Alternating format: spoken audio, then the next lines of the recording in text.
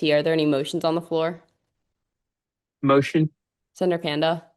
Motion to open the floor for PO nomination. Second. Any opposed? Assuming none, we're now going to open the floor for PO nominations. Senator Jelf. I nominate the Honorable Senator Heyer. I humbly accept. Senator Trujillo. I nominate the Honorable Senator Panda.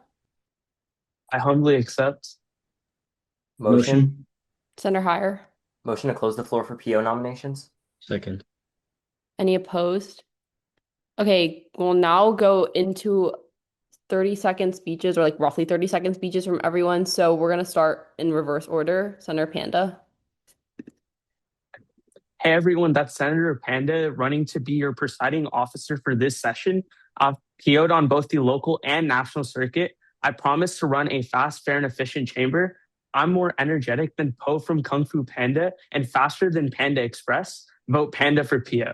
Thank you. And Senator Heyer. I know my hat makes me look like the Mad Hatter, but the only thing more mad about this round is how early we're going to get out. Make sure you vote me for your PO. That's Senator Heyer, spelled Hire. I've PO'd at the district, local, national level. I recently just got first place in my district Senate Senate tournament when I was POing. So yeah, I know what I'm doing, and I know how to run a good chamber. Thank you. Okay, I'm now setting a straw poll in the chat. Everyone can vote. Senator Heyer, you have won the PO election. Congratulations. All right, thank you so much to the chamber and for my judges once more. That's the guy in the best hat in the live. That's Hire, Senator Heyer. And I'll paste my tiny URL in chat real quick just so you guys can keep me accountable during the round. If you think I've made a mistake, which hopefully I won't, just call for a point of order. So that should be tinyurl.com/PO for hire. Just to quickly go over my gaveling procedures. For speeches at 2 minutes, I'll hold up this nice little green card with 2 on it. Can everyone see that okay? It's not backwards? Okay. At 2 minutes 30 seconds, I'll hold up this yellow 230. And at 2 minutes 55 seconds, I'll hold up this red 255, in which I will move on to questioning. And for speaking of questioning, my procedures are I will give you a yellow 20 card at 20 seconds, and then from 25 until 30, I will count you down on one hand. And I forgot to mention in my speeches, I will count you down from 10 from 3 minutes till 3 tenths. So are there any questions about my gaveling procedures? All right, perfect. With that, are there any motions on the floor? Motion. State that. Motion to open the floor for docket nomination. Seconds. Okay, floor is now open. Are there any, Senator Trujillo? I nominate Docket A, consisting of art and then AI. Second Okay. nomination. Second. So docket A will consist of first art and then AI. Yeah. And then Senator Dolph, was that a motion? Motion. Oh, state that. Motion to close the floor for docket nominations. Seconds. Second. More importantly, any objections or other nominations?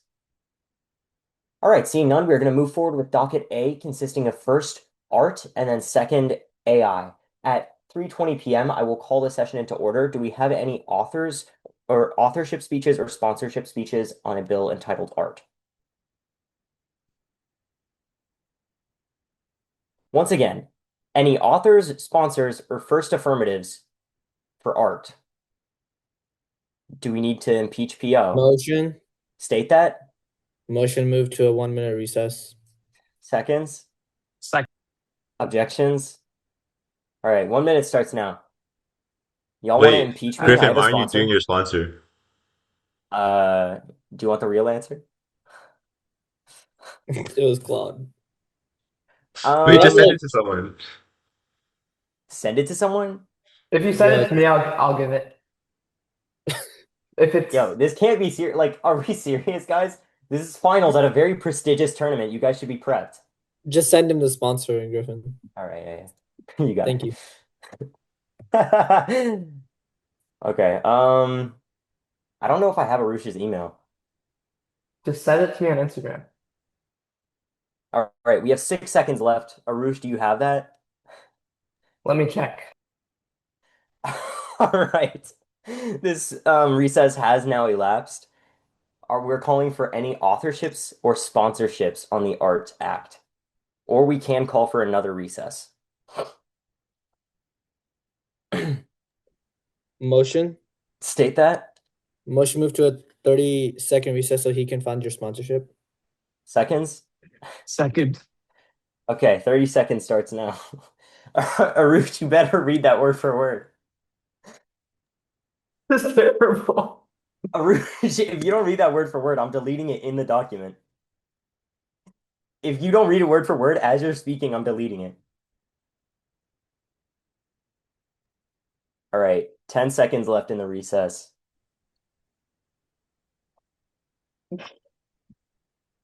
5 seconds, 4 seconds. All right.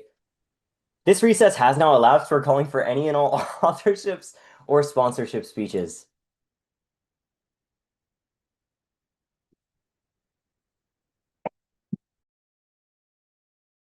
Yo. Motion. State Motion. that. Motion move to a 30-second recess. I was raising my hand. Objection. Oh, okay, I okay, was- okay, okay. Senator Monterey, unopposed. Thank you. Are my judges good? Wait, 1 second. Judges? I see 1, 2. Yeah, that's okay. I'm gonna time myself as well. In 2018, the United States kicked off a trade war with China that was supposed to be strategic. Targeted, and temporary. Instead, it turned into a years-long economic game of chicken, where both sides kept raising tariffs and pretending it was a win. Spoiler alert, it wasn't. Pass my policy because we don't want to have to yell chicken to harp back to 28. Oh, because we don't want to have to yell chicken. Now, to harp back to 2018, the Peterson Institute for International Economics found that over 90% of those tariffs were actually paid by American businesses and consumers, not by foreign governments. So when we say that we're tough on trade, what we really mean is that we're taxing ourselves and calling it leverage. If that sounds backwards, that's because it is. And that's exactly what today's legislation fixes. Right now, trade policy in the United States runs on outdated, blunt tools, like Section 301 of the Trade Act of 1974. That mechanism allows unilateral tariffs with minimal constraint. And like I showed you, we have already seen how that plays out. Instead of strategic cooperation, we get retaliation. In fact, the World Trade Organization reports that retaliatory tariffs during recent disputes hit tens of billions of dollars in US exports, mainly in agriculture. That's self-inflicted damage. That's farmers, manufacturers, and small businesses footing the bill for policies that were supposed to protect them. That's exactly what the ART Act changes, because instead of one-side tariff wars, we move toward negotiated agreements on reciprocal trade.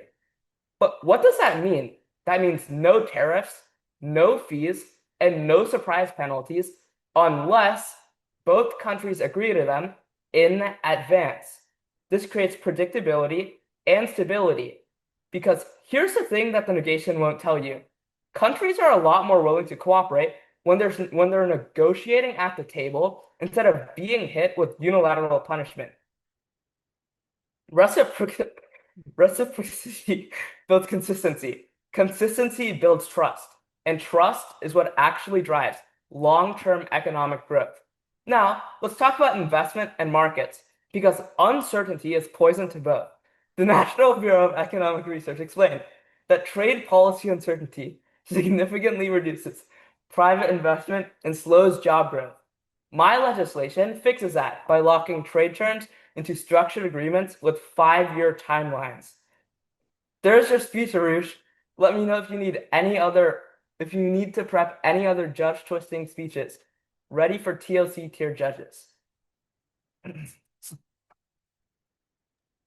Thank you, Senator Monterey, for that speech with the time of 3 minutes and 6 seconds. We are now in line for 4 blocks of questioning. Any and all questioners, please use the hand raising function on Zoom. That would go to Senator Jolf unopposed. Hey, Senator, what exactly does Section 301 of the Trade Act say? I'm sure you can tell me. Yeah, it talks about how we need enforcement methods. Under this legislation, if we're eliminating that, doesn't that mean that all of our enforcement methods completely go away? I mean, we're not really changing our enforcement methods, right? We're just switching it from one person to another. It's better to have it instead of being focused on one What person, exactly do we switch it to under this legislation? the USTR. What is that? Senator It's Panda? the Okay, bouncing off the previous line of questioning, what do we do when another country doesn't agree to yeah, they just don't agree? That's a great question. I'm sure you can tell me. Um, that's the question I'm asking you. Like, this bill has nothing to do with that. So, what do you have to say? Can you repeat the question? Uh, what do we do when another country doesn't exist, doesn't agree to the trading terms?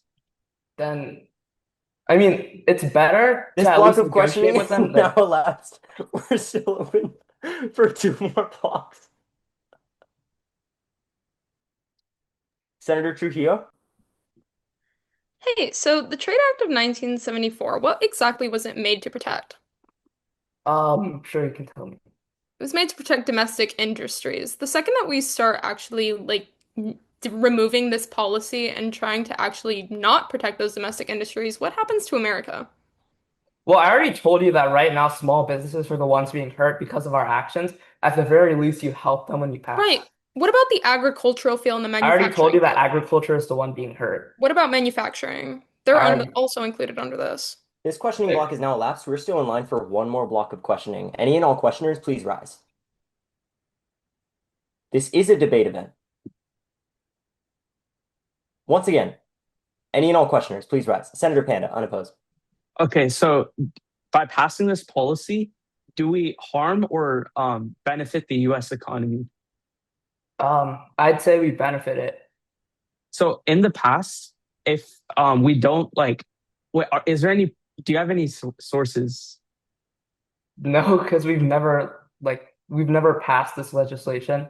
It's based off of yeah, Yeah, we've but never- have people plan to pass it and have research to see I mean, you what would can't have happen a if they source pass? saying that an agreement is going to help the economy, right? Okay, I mean I do, but sure. Like, This questioning period is now elapsed. Both speaker and questioner may be seated. We're now looking for any speeches in the negation. We're looking for any speech in the negation. Senator Trujillo unopposed. I thank the chair. That's Senator Trujillo, spelled Trujillo. If I could just get a sign of readiness from my judges, I'll begin. Thank you, thank you, thank you. We all remember that one scene from Wreck-It Ralph where Ralph and Vanellope are in a feeding game simulator, don't we? The milkshake is for the kitty and the bunny gets the pancake. And I think we all remember what happened when the bunny got pancake after pancake after pancake. The United States is similar in the sense that countries love to export to us at a disproportional rate. You failed today because this bill effectively strips us of one of our few capabilities to stop uneven and abusive trade practices. First, allow me to elaborate on that last point. By passing today, you're removing key enforcement tools against unfair trade. Look at the Trade Act of 1974 itself, where it tells you that Section 301 allows the US to respond to unfair practices such as intellectual property theft. Without it, the US lacks leverage, meaning countries could exploit the US markets and it weakens our ability to defend domestic industries. What could that mean in the long term? Glad you asked. It means that we start having a risk of bad or rushed trade deals. Without congressional approval, agreements could favor political goals over economic benefits. This causes harm to US workers or industries and lack of transparency in negotiations.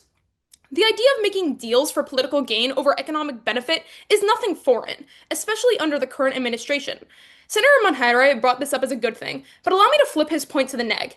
For example, look to the Liberation Day tariffs. the US-UK economic prosperity deal, the forced purchase of agreements in Indonesia, Vietnam, Japan, and the EU, and the US-China trade agreements, all of which happened in 2025, and all of which were made to benefit the America First policy instead of what consumers needed at the time. The impact? Simple. You weaken protection for domestic industries. Look to the Economic Policy Institute, where they say that trade liberalization harms certain domestic sectors, such as labor intensive manufacturing and agricultural sectors. Tariffs are sometimes used to protect these key sectors in particular, and this bill only limits that ability. But last, and constitutionally most importantly, passing today violates the separation of powers. Under the Constitution, Congress's power is to regulate commerce. By passing today, Congress loses authority over tariffs, which is a core constitutional power. Instead, the USTR, which is an office of the executive branch, gains unchecked power without legislative or judicial oversight. All this results in is undermining democratic accountability and the setting of dangerous precedent for executive overreach. If you thought things about the economy were bad now, they're only going to get a lot worse by passing. You failed today in order to protect the economy and to protect domestic sectors. Thank you. Thank you, Senator Trujillo, for that speech with a time of 2 minutes and 47 seconds. Again, 2 minutes, 47 seconds. All questioners rise. Of those, that would first go to Senator, please use the hand raising function. That would go to Senator Shin first. Hi. Fundamentally, if an adversary sees that we are stagnant and backlogged because of our own policies, why won't they take advantage of us debating this legislation when they could just take over of the supply lines that they have been in charge of? What is your question? If China or other adversaries see that we are stalling ourselves when it comes to global trade, won't they take advantage of that? Right, they can't. China relies on us. We're Wait, their biggest importer. China doesn't have to follow this Congress. They can literally do Senator whatever Bigeman? they want. Hey, Representative, why does Congress lose the ability to tariff when you pass? Because you are giving the power to the USTR. Where does it say that in the legislation? It says it in section 2. It says that for countries that we have an art with. It does not say that Congress does not have the ability to tariff unilaterally. 100%. Then this bill is not effective because if you say, oh, I'm not going to give that country art, this bill is ineffective. Okay, that's why we're negotiating the agreements with the art. That's the Right. whole point of the legislation. And those countries that we are negotiating with, we won't have the power to Senator He? tariff them Why? Wait, why can't we still tariff under arts? because of the fact that we're giving it to the USTR. Why can't the USTR negotiate with countries? They can, but we're not going to be involved because we're giving the power to them. And so the United States as a country can still tariff other countries as the USTR. How are our domestic businesses affected? Right. Domestic businesses are affected because let's say that because our current tariffs and fees and policies, they're going to be null and void under this legislation. Still Senator stay under Tooley? the USTR now. Hey, so we can still tariff under Section 2A. We just need to outline it under an art. So how does Right. this inhibit our ability to protect key sectors? Because of the fact, again, we're not going to be the ones in charge of that. That power is going to be the USTR. Okay, so why won't the USTR be in charge of protecting our key sectors? Well, because that's an executive office, they follow the president. Okay, so why won't the president be in charge? Why is he What if not going to have a okay. good idea of how to protect key sectors? Congress's power is to protect the tariff That's not ability. answering my That's question. Why Congress's can't the power. president This control questioning tariffs? period is now elapsed. Both speaker and questioner may be seated. All affirmation speakers rise. Once again, all affirmation speakers, please rise. The chair highly frowns upon a one-sided debate, especially this. Is that a motion or is that a speech? Yeah, it'll be a speech. Okay, that would go to Senator Shin unopposed. Hey guys, it's Senator Shin. Speaking for the first time today, spell S-H-I-N, representing the great state of Texas. I'll just take silence from, I think it's 4 judges, and I'll just give it a second. Is this an F or an egg? It's an F. For over 3 decades, American trade policy has been held hostage by 2 sections of a law that were never meant to become permanent weapons. At the risk of this chamber preserving a broken system that hurts consumers and farmers alike, I implore you to pass today's legislation. But at the beginning of today's debate, I want to make a few clarifications about the negative framings of trade authority. Senator Trujillo, I would agree. Congress has congressional authority over trade, but I don't think the gap between constitutional principle and practical gridlock is as small as you make it out to be. The Peterson Institute for International Economics found that Section 301, tariffs on Chinese goods, cost U.S. consumers over $50 billion annually, with zero measurable benefit to domestic manufacturing. The status quo is that the current system has never protected American workers, but have been taxing them instead. But then Senator Trujillo brings up a really good point. She worries a lot about how this legislation might be a power grab. But the Constitution doesn't say anything about this being a functional government. The offices of U.S. Trade Representatives has negotiated every major trade deal in the past 3 decades. They have the expertise, they have the experience, they have all of the relationships to make this real. Congress has proven it cannot move quickly on trade. The USTR can do it instead. Right now, the USTR has worked with us in the past to open markets and expand exports. I want to prove to you that after you pass this policy, the USTR will finally have the tools to negotiate without political interference. That's why it's so important you pass, because you help American businesses compete. Now, really quickly, I want everyone to read sections 2 and 3 very carefully. Section 2 gives USTR authority to negotiate agreements on reciprocal trade that are not subject to legislative approval. Section 3 requires annual reporting to Congress. That means USTR can move super quickly, negotiate efficiently, and adapt to changing conditions. Representative Trujillo, please read the legislation. We can still have oversight through annual reports. That means the American people will get faster deals instead of a secret agreement. And the moment trade policy becomes faster and more flexible, American exports grow. Logically, it makes a lot of sense. Just like Senator Trujillo tells you, our competitors have never waited for approval. The European Union negotiates trade deals with simple majority. China negotiates by executive decree. The moment they see US hamstrung by its own process, they will leapfrog us into every market, all so they can lock us in behind our advantages. That means none of Senator Trujillo's impacts about unchecked power come into fruition, because if we do nothing, our competitors write the rules of global trade. Please affirm. Thank you, Senator Shin, for that speech with a time of 3 minutes and 3 seconds. Yet again, 3 minutes and 3 seconds. All questioners, please rise.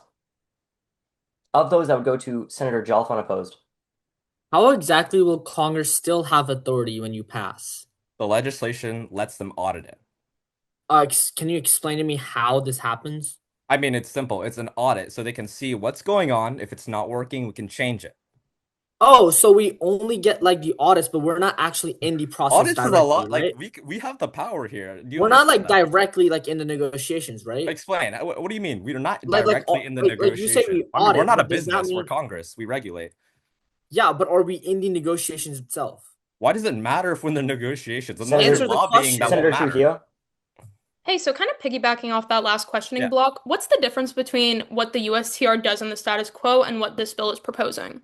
Yeah, if you pass, we regulate USCR. If you don't pass, they have free reign and they can do whatever they want. Okay, right.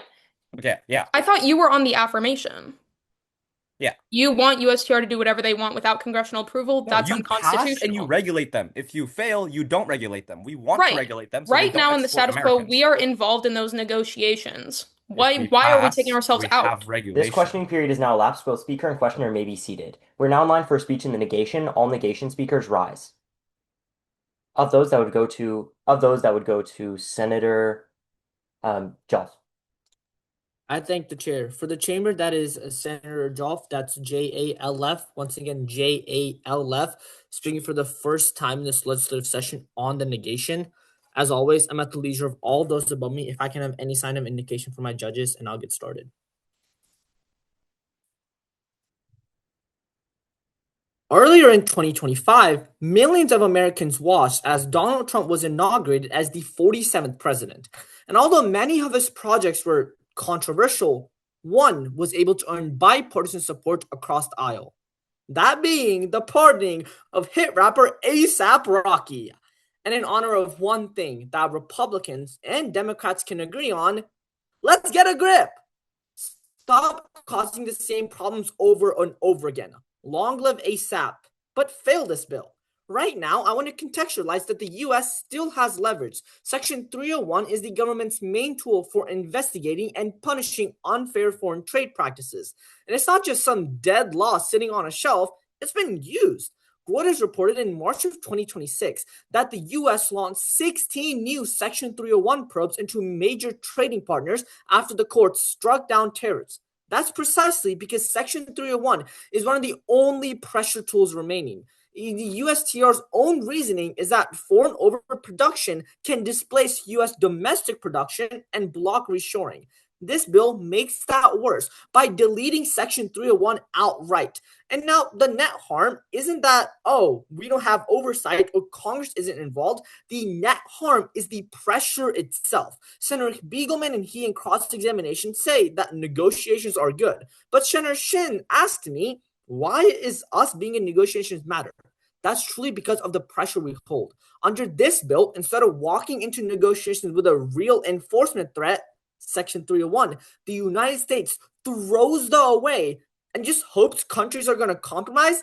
That's like if my Indian mom tells me that I need to do my homework, but I can still have the controller to play Fortnite.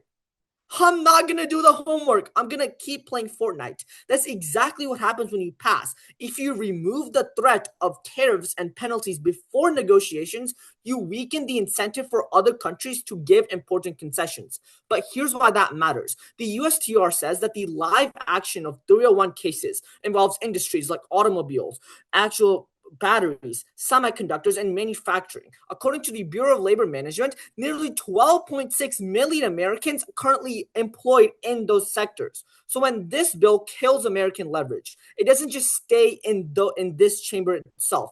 It goes out to the auto supplier that loses contracts, the steel worker whose plants get undercut, and the small town manufacturer that can't compete against foreign manufacturers. We can all sit in here with our stupid hats and pass this bill. Or you can finally try to think that this legislation has and the impact it has on our constituents. American factories lose sales first. So, Senator Shin, the impact of this legislation isn't just weaker foreign trade policy. It is weaker communities, fewer stable jobs, and more families wondering whether the factory that keeps their town alive actually stays open. It's time we stop testing our constituents. Hold up your placard ASAP. Thank you, Senator Jolt, for that speech with a time of 3 minutes and 10 seconds exactly. We're now in line for 2 blocks of questioning. All questioners, please rise. Of those standing, that would first go to Senator Kathiri. Okay, first of all, don't call my hat stupid. Second, can you give me one good example of a unilateral tariff? Of a unilateral tariff? Not off the top of my head. Okay, because they don't exist. So why are you on the negation?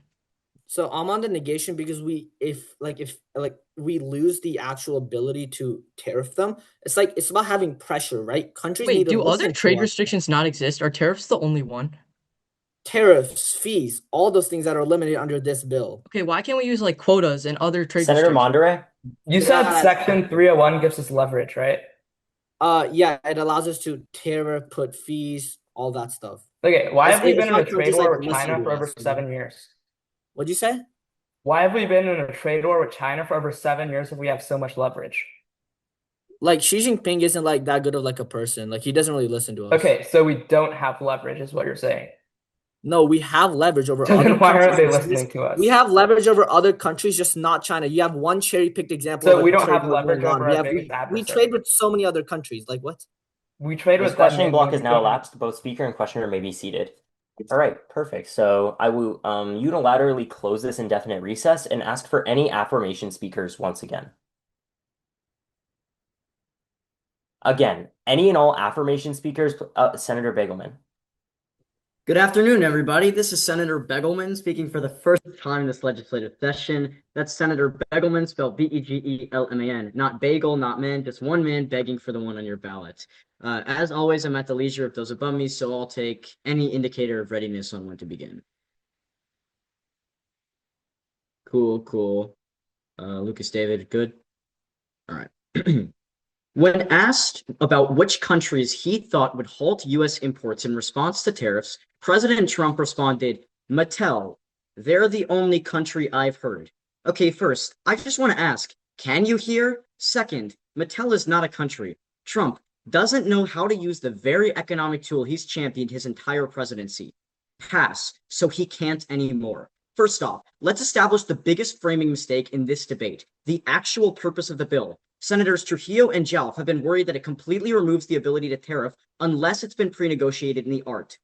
Obviously, the bill doesn't do that. Then, we wouldn't be able to tariff anyone. Ever. The legislation is simply saying that when we do have an art with someone, we can't tariff or tax them unless it's been negotiated. Then it says that Congress cannot approve of the terms, but that doesn't mean that we as the legislative branch cannot pass our own tariff. Second, the president also has their own frameworks that are not Section 301 or 122 to pass a tariff. They're just a lot harder than these two, which is why you pass. So, I think the biggest question of this debate is not will we maintain leverage after passing, but rather, did that leverage ever exist in the first place? Senator Jalf says yes, but I say no. Essentially, were Section 122 and 301 ever helpful in the first place? The answer is no. Two sides of this coin. First, Section 301 tariffs. These are the investigations that Senator Jalf is concerned about. Let's establish that Trump launched 76 investigations that are supposedly investigating human rights abuses right after his other tariffs were ruled unconstitutional. But beyond that, even if you do believe that these investigations have any validity, do you seriously trust Trump to act only when the investigations find corruption? No. Trump will and has tariffed when he wants, not when it aligns with legal or moral framework. So, if anything, pass this legislation because it removes his investigations, removing yet another framework that lets Trump easily and without framework tariff.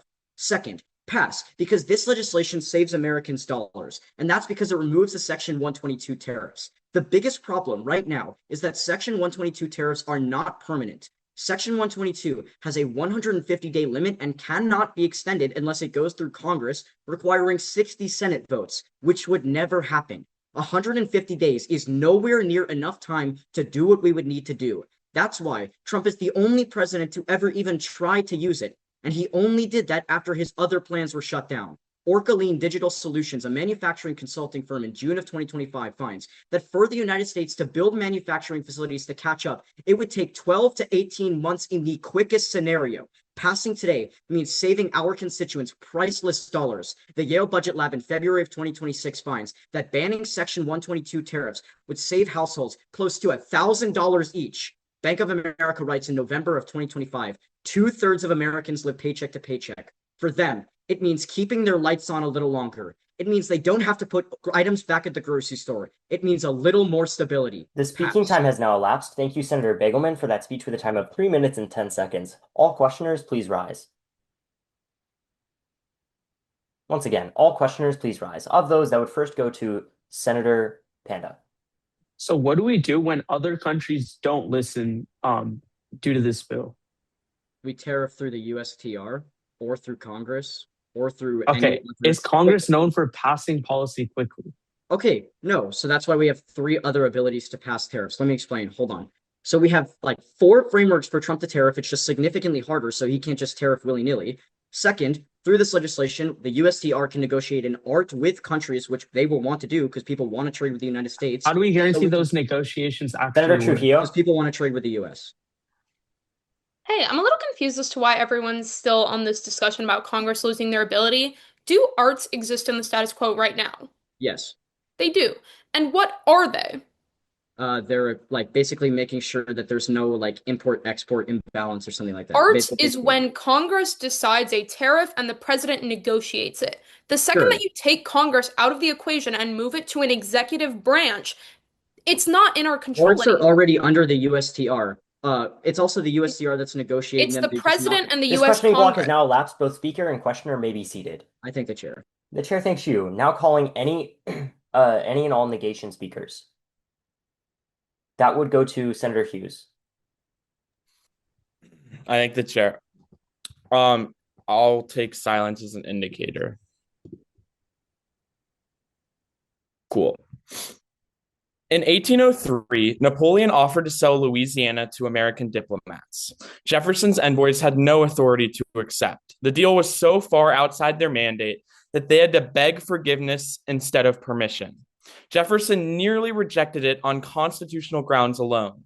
He understood something we seem to have forgotten. The power to bind this nation in international agreements is not something you hand to a bureaucrat and walk away from. First, this bill doesn't remove presidential power, it just hides it.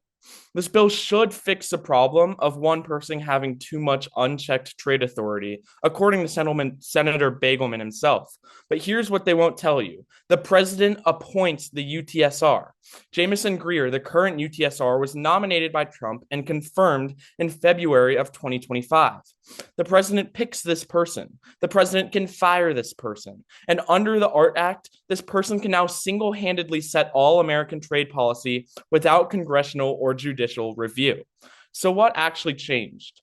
Nothing, except now the accountability is even worse. At least when the president imposes tariffs directly under Section 122 or 301, we know exactly who made the decision. It's the president, a publicly elected official who faces voters, press scrutiny, and congressional oversight. The ART Act creates a shell game. The president's trade agenda doesn't go away. It just gets laundered through an appointed official who has no constituents, faces no elections, and answers to no court. The UTSR is located inside the executive office of the president. This isn't an independent agency. It is under the direct authority of the president. Voting for this bill gives the executive branch uncheckable power that could entirely undermine the checks and balances system. Second, no oversight means no recourse. Under Section 122 and 301, the laws this bill kills, there were guardrails despite what Senator Begelman said. The CRS reported in March that Section 301 alone currently has 4 active investigations targeting forced labor practices across 59 countries and excess industrial capacity across 14 nations and the EU. Those cases die the moment this bill passes. Zero transitions, zero remedy for the industries those investigations were protecting. And going forward, if a UTSR agreement devastates an American manufacturing sector, workers have no legal remedy. Finally, and very importantly, the proposition argued today by Senator Shin that Congress has no authority through Section 3 reporting. Let me be clear about what that means. Congress gets a letter once a year after the agreements are already in force, already binding, already law. That's not oversight. That's a book report on damage already done. Congressional oversight requires a minimum of one of these: power to approve before implementation, power to defund or sanction, judicial review as a backstop. The founders didn't survive a king only to hand his powers to a trade representative. This bill is unconstitutional, unaccountable, and unworthy of passage. Fail. Thank you, Senator Hughes, for that speech for the time of 3 minutes and 6 seconds. Yet again, 3 minutes and 6 seconds. All questioners, please rise. Of those, that would first go to Senator Shin. Hi, what's better, no regulation at all, or the little bit of audits that we have in this legislation?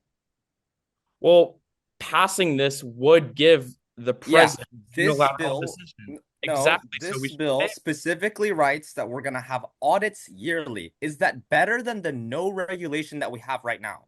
I tell my parents what my grades are. They don't control them. There's no authority there. That's I don't not know what what I'm you're asking. is. Is that better than what we have right now? If right now we have no regulation, are the yearly audits better than that?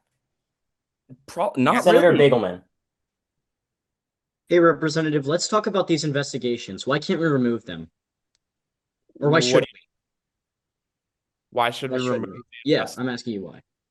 I'm saying we shouldn't, which is Yeah, why I was why? because they're active investigations. What do you Of mean? what? Of what? Of forced labor practices across Okay, 50. do you seriously expect Trump to impose a tariff on his greatest ally if they have forced labor practices? I don't know. The answer is no, but you should expect This questioning him to period is now misuse elapsed. them. Both speaker and questioner may be seated. All affirmation speakers, please rise. Once again, any and all affirmation speakers, please rise. Senator Shin, Motion. state that. 30-second in-house recess. Seconds. Seconds. Objections. Seeing none, 30 seconds now. Was I Senator can give Kennedy an making a half. speech? I can give an half right now. Oh, Okay, Motion? sweet. It's perfect. state that. Motion to end the recess. Seconds. Objections. All right. Recess ends. We're calling once again for any and all affirmation speakers. That would go to Senator Kathiri unopposed. All right, just give me a holler if you're not ready, otherwise I'll begin. This week, in an effort to consume more nonpartisan media, I found myself navigating the depths of the Great Firewall on a Chinese media station. We started off the 7:30 nightly CCP special with President Trump enters a trade war with Premier Xi. At 9:45 Chinese Central Time, that same special ended with President Trump leaves China in just his Calvin Klein tidy whities. Bad economic policy has already cost us too much. Don't let it take our livelihoods. Pass this legislation. Now, I feel like every single person on the negation has said that today's legislation is just taking away all our leverage. I don't think that's true. A couple responses here. First, just because no unilateral tariffs exist doesn't mean trade restrictions don't exist. Period. Tariffs aren't the only way we can restrict other nations' trade under this legislation. As the World Bank writes in June of 2025, the usage of non-tariff measures like import quotas, safety regulations, and labor standards has increased 300% since 2000, covering over 75% of US imports because they don't have to be adjusted to market shifts. Senator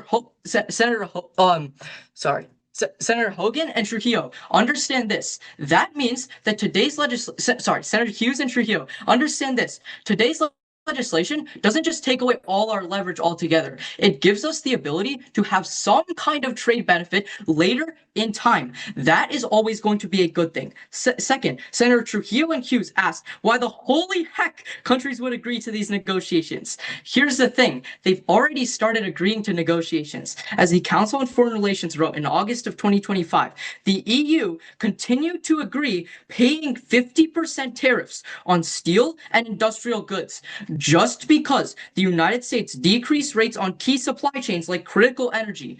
Trade flows both ways, Senator Hughes. Countries will agree to these negotiations because we have the ability to make them do so. But beyond that, I feel like every person on the negation has just brought up this idea about how the USTR just secedes from the union and starts going willy-nilly with their tariffs after you pass this legislation. That's not true. The only thing this legislation is doing is changing the current system where the president is negotiating arts to where the USTR is doing it instead. That is always going to be better than a system where unilateral tariffs can destroy communities. As AP News reported in May of 2025, after U.S. unilateral tariffs put a 145% tax on Chinese goods, China responded by placing a 125% tariff on U.S. goods. And then, after 90 days of negotiation, both countries reduced their tariffs. We end up coming back to the negotiation table anyway. This legislation starts us there. Leverage isn't just the guarantee you can dictate a market. It is the ability to ensure that that market remains reliable enough to keep your people safe. Have some courage. Please pass. Speaking time has now elapsed. Thank you, Senator Kathiri, for that speech with a time of 3 minutes and 10 seconds. Yet again, 3 minutes and 10 seconds. All questioners, please rise. Of those, that would first go to Senator Jolf. Hi, countries would agree to whatever we say because, like, there's no penalty, right? Yeah. Doesn't that mean that those same countries can go ahead and do whatever they want with the foreign competition to turn away domestic industries? Yeah, here's the thing. I just proved to you in my first block that we have other ways to control leverage in other areas, right? We don't just need to use tariffs. Are they as effective as tariffs, fees, etc.? No, but it's always better if you're not putting your constituents at Senator risk. Hughes? Wait, if it's not less effective, then what's the point? Senator Hughes? Hey, Representative, who appoints the head of the UTSR? The president? Right. So whether we pass or not, won't it be the president's interests that we're negotiating? Yeah, the negotiation is always better than some unilateral tariff. It is going to be unilateral, though, right? A unilateral tariff is where the president just does it with sole authority and it doesn't have to be a negotiation. This legislation, at the very least, asks the president or the USTR to negotiate with the other nation. That is always better because most of the tariffs right now This end questioning up in block the is now negotiation elapsed. table Both anyway. speaker and questioner may be seated. All negation speakers, please rise. Of those, that would go to Senator Naik. Hey Representatives, my name is Representative Nike, speaking for my first time in this legislative session. Just allow me a second to get ready. Wow, I would really appreciate that. Thank you. I'm going to take silence as an indication of readiness from my judges and PO, and I'll just get started in a second. The American ideals. From the time of the Founding Fathers to this Congress in 2026, we strive to ensure that the United States of America is regarded across the globe as a beacon of democracy and a pinnacle of the promise to our constituents who have betrothed their trust in us. But Senators, this legislation does the very opposite, and allow me to prove to you why the negation wins every single time. Representative Trujillo has told you that this legislation is at its core unconstitutional, but allow me to give you the full picture. According to Holland and Knight's analysis of Trump versus VOS elections in February of 2026, the Supreme Court just ruled that the tariff power belongs exclusively to Congress. And Representatives, citing Article 1, there was clear unconstitutional violations as per the power to lay and collect taxes, duties, imposts, and excises, which is a congressional power, not an executive one. Representative Hughes has already told you that Trump has full direct authority of the USTR. One thing that both the affirmation and the negation can agree on is that the president will not act in good faith. So I don't understand why we're directly relying on settling for flawed policy. Additionally, this just creates extreme irony. The honorable notion of keeping current administration accountable falls flat. When Trump abused IEPA, Section B of the RIT Act creates the exact same unchecked executive branch problem that we literally just solved. Senator Shin, this sets precedent that the supreme law of the land can be consistently ignored and that we can't hold our own administration accountable. Section 2B of Senator Mendure's bill completely violates the precedent that we have to follow the Constitution, saying that RET agreements are not subject to approval by legislative or judicial branches. And Representative, I don't have any faith in the audits that President Trump and the USTR are sending us. So Representatives, to ensure that the American ideals remain the pillar of our actions, I implore you, negate. Thank you, Senator Knight, for that speech with a time of 2 minutes and 12 seconds. Again, 2 minutes and 12 seconds. All questioners, please rise. Of those, that would first go to Senator Shin. Hey, Senator. Hi. Are they doing the audits or are we doing the audits? I'm sure you can tell me. Yeah, we're doing the audits. If we're going to audit them, what's to say that we can't? Okay, but I've still told you that this basically sets the precedent that we aren't going to abide the Constitution, and that's completely okay, which I don't think is acceptable to be passed in this Congress. That's not answering my question. If we are going to audit them... Right, but audits don't actually constitute control and authority. So I'm really confused. If something is wrong... Right, but if Congress isn't active in negotiations, this gives President Trump full authority over these tariffs.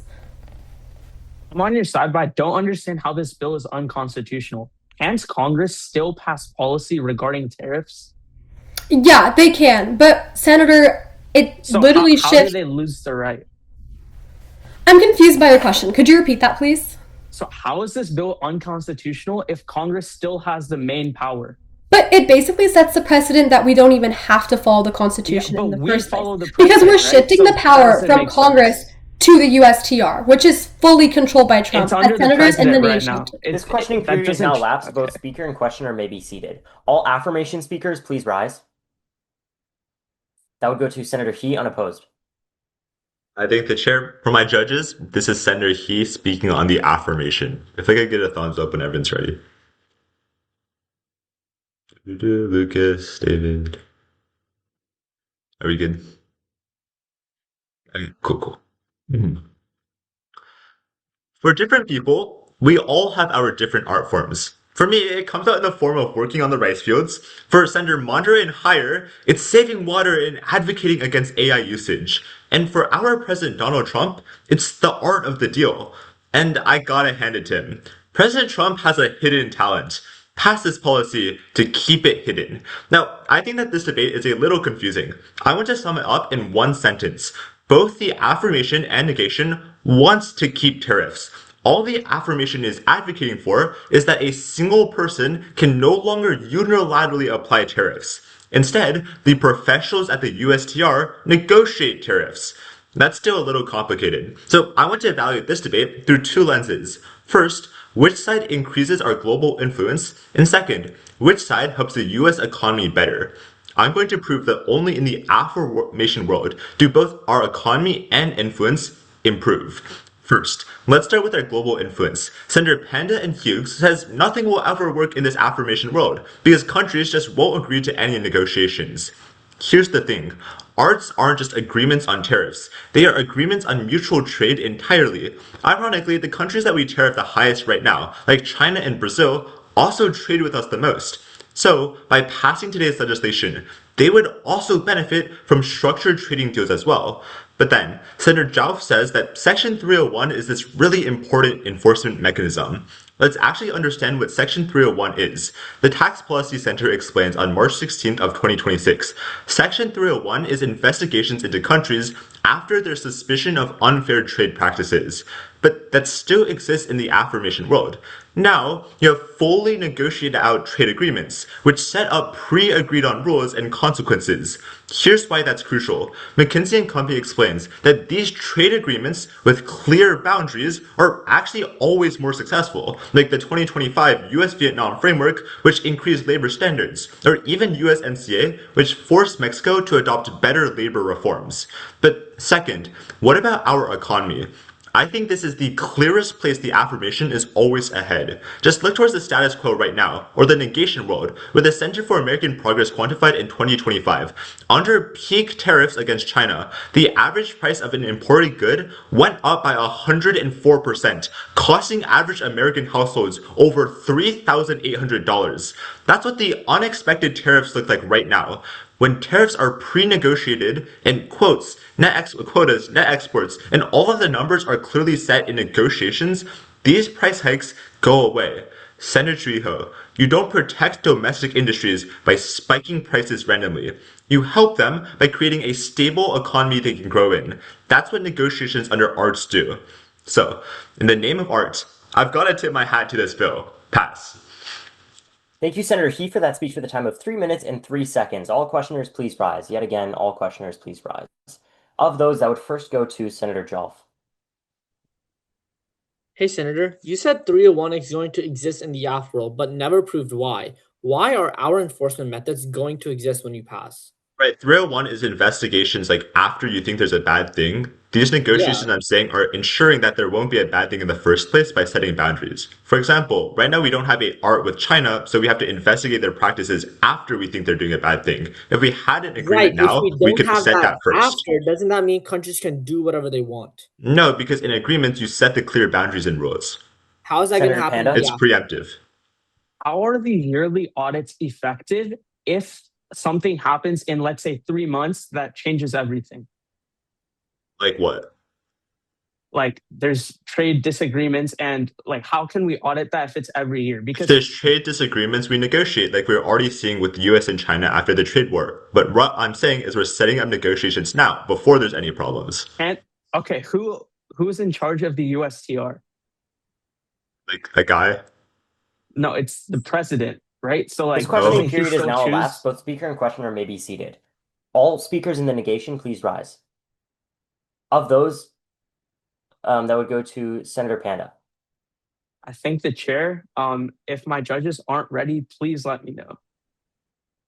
America and the number one are things we've seen together for decades. We're number one in economic power, global leadership, and even gun violence. But when you pass this policy, America will never be number one again. Fail because sections 301 and 122 protect US trade now, and this legislation destroys enforcement leverage, and losing that power invites economic exploitation. In Crossex, Senator Mahandre asked Senator Jolf about how we don't have leverage with any other countries. They just talk about China. Here's that response.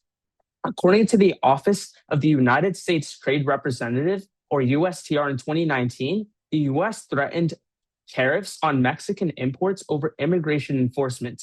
Within days, Mexico agreed to deploy thousands of troops and increase border enforcement. Not days, I mean, not a full year, just a couple of days. This proves a unilateral tariff threat creates immediate leverage because when the US can impose economic costs quickly, other countries respond fast to avoid those consequences. Congress takes time, the president doesn't. Senators on the affirmation tell you that the yearly audits are good enough for congressional oversight. No, they are not. One-year audits simply aren't enough. According to the Government Accountability Office in 2022, audits that occur annually are inherently reactive.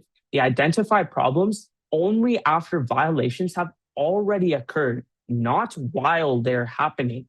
In fast moving areas like international trade, where decisions and violations happen daily, yearly audits are simply far too slow to ensure accountability, allowing harmful actions to go unchecked for months.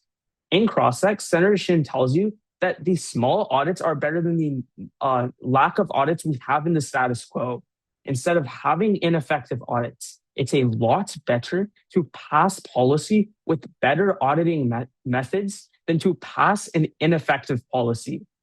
Senator K3 and Senator He tell you that under this policy, the USTR negotiates for tariffs instead of the president's. Both senators simply ignore what Senator Hughes told you in his speech. He told you that the USTR is under the president. Let me expound. Congress simply has no authority over the USTR, meaning Congress can't affect what happens there.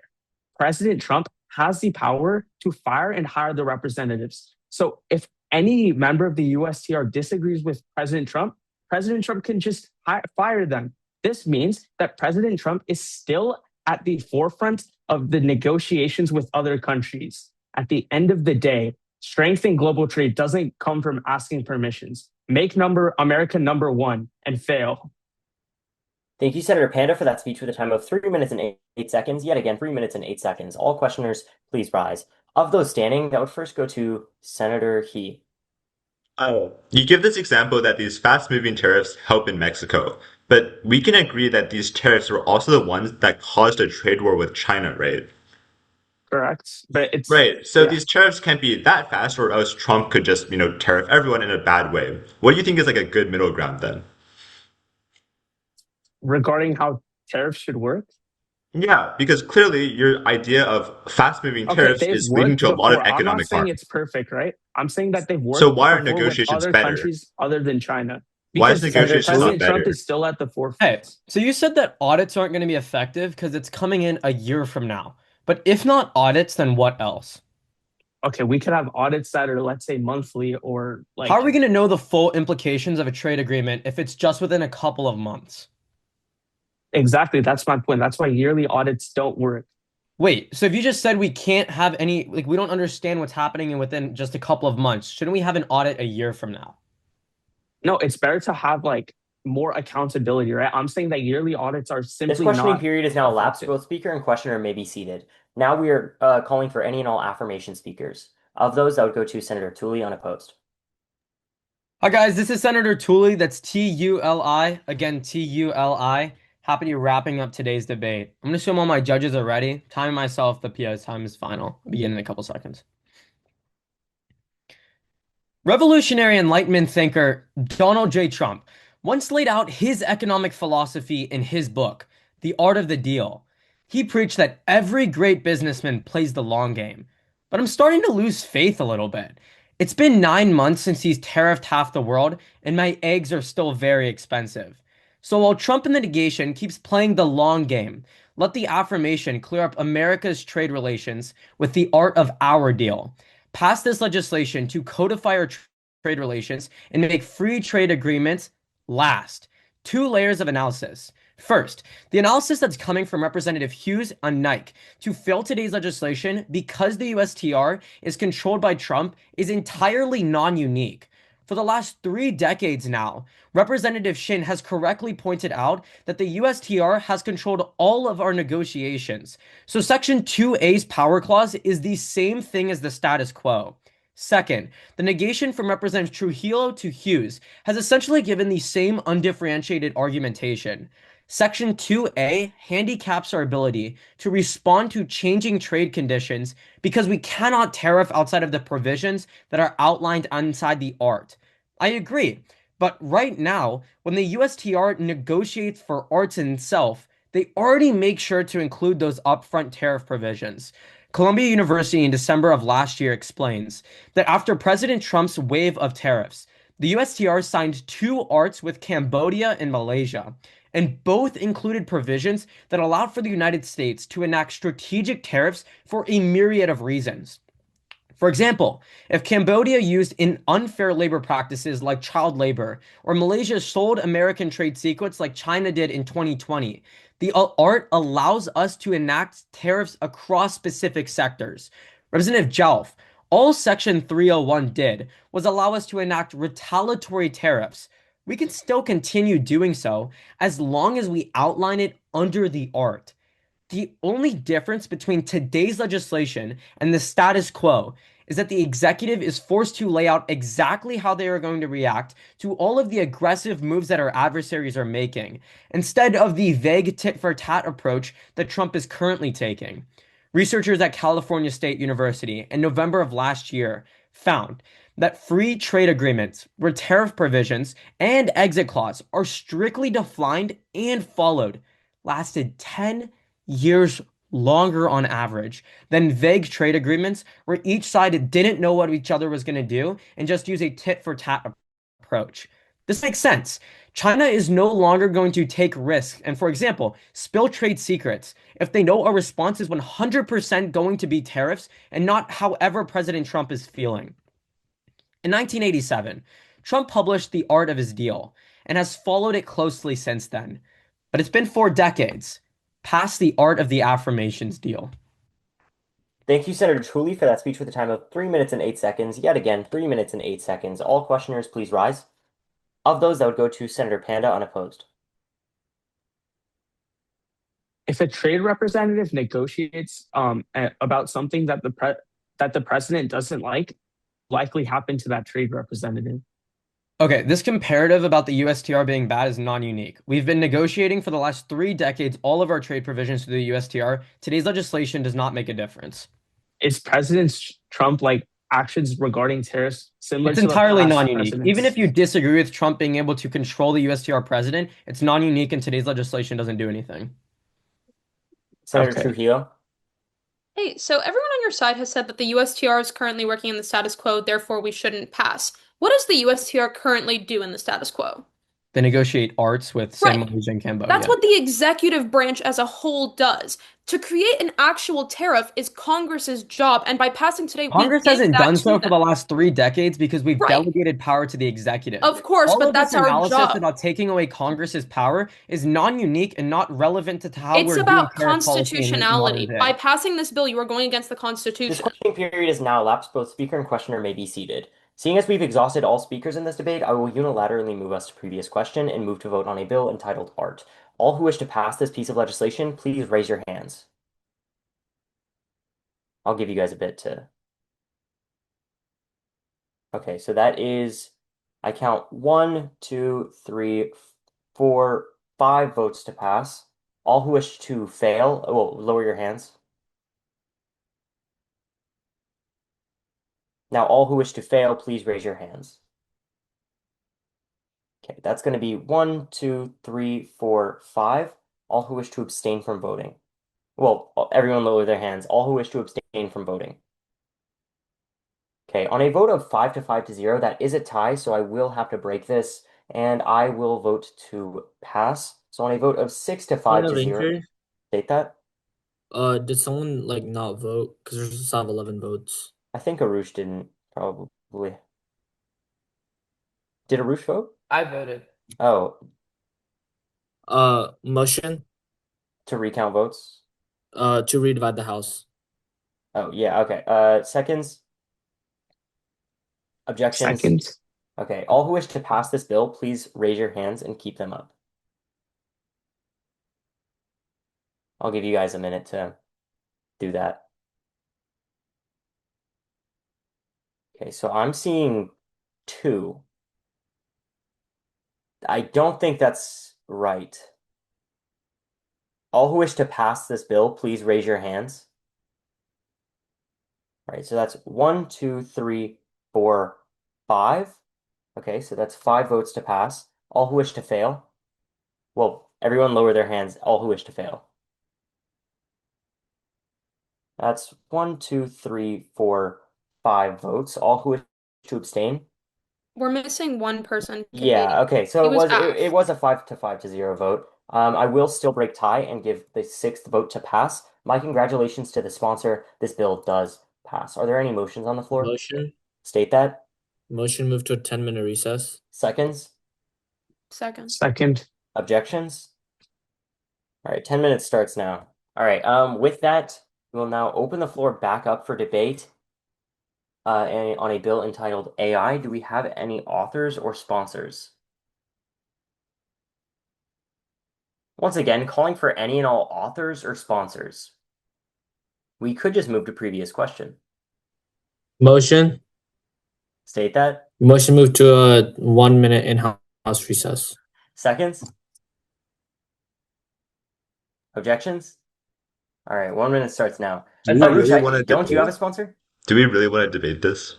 I thought you were No. gonna say move to previous question. Well, Arush, I thought, like, I thought they didn't want I don't think Parley's gonna let us. So the Parley's judges not are gonna let us. avidly against. All right, fine. We can't just leave. Arush, I think you have a sponsor, don't you? Well, so that I'm not giving. You told me you had a sponsor. No. Well, I mean, I can't really like screw up my rank anymore. So Let's do Okay. it for the rest of us, please. No. Unless anyone else has a sponsor. Wait, what about the like 3 other off people? Stepping up would be appreciated. So if anything, you'd be helping your rank, Arush.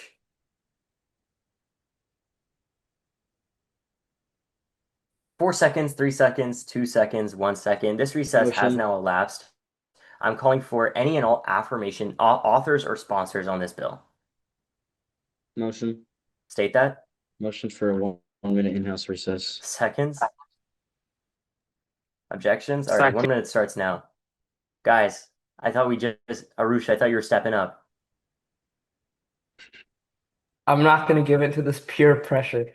I'm just saying we can't begin debate without a sponsor. It doesn't have to be you, but we need a sponsor. Or we could just move to previous question. We cannot move to previous question. I'm sorry, Lord Emperor Audrey. Do you have a sponsor, Griffin? Are Fine, you gonna impeach I can PO real sponsor quick? if you give me like 10 seconds. Okay. 10 seconds? You have Motion. 20, so Motion. no, we have 20 seconds, so we're Oh, okay.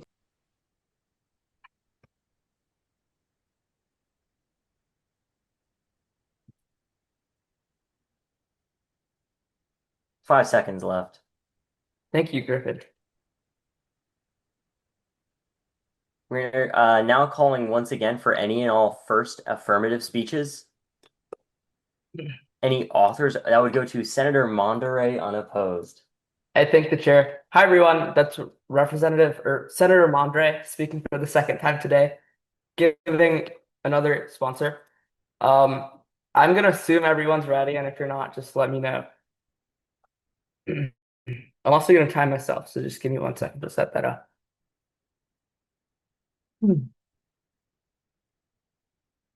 Oh, I'm time minus 1. Let's go. Okay.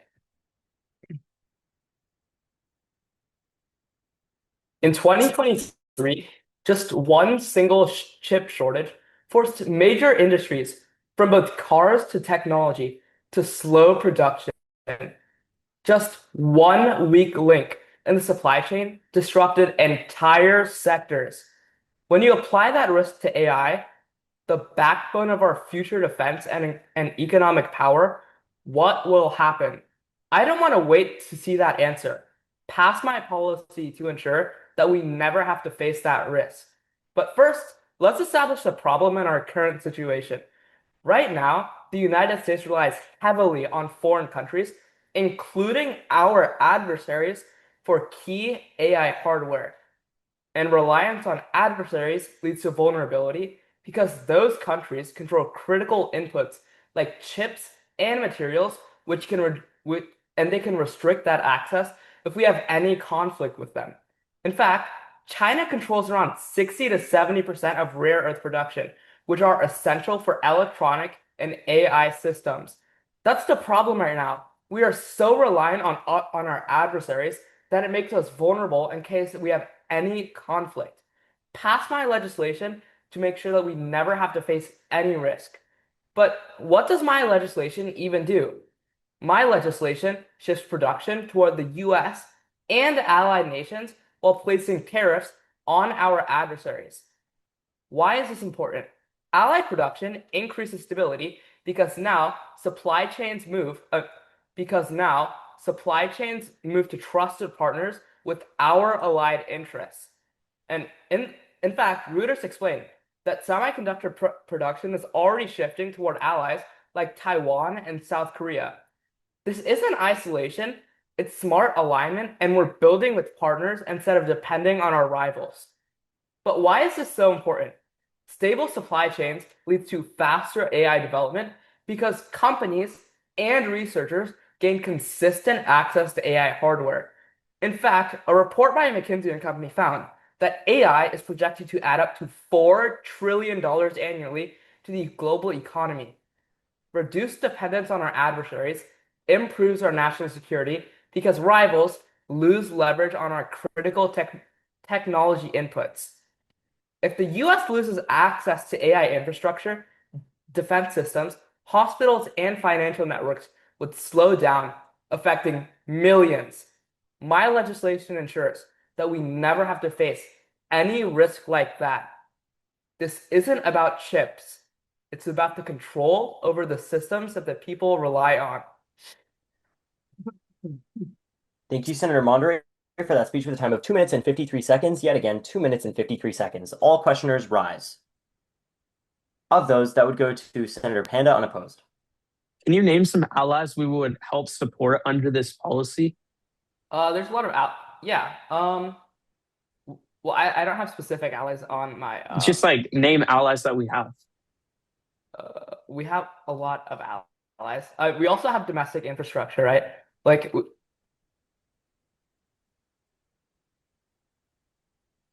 yeah. Okay. Yeah, that was my question. Like, what allies are we supporting that can we're pushing them to invest in AI.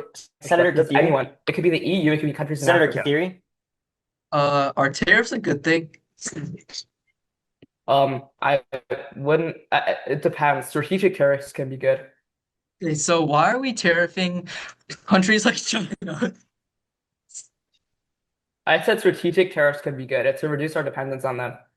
Okay, I said that was so many times.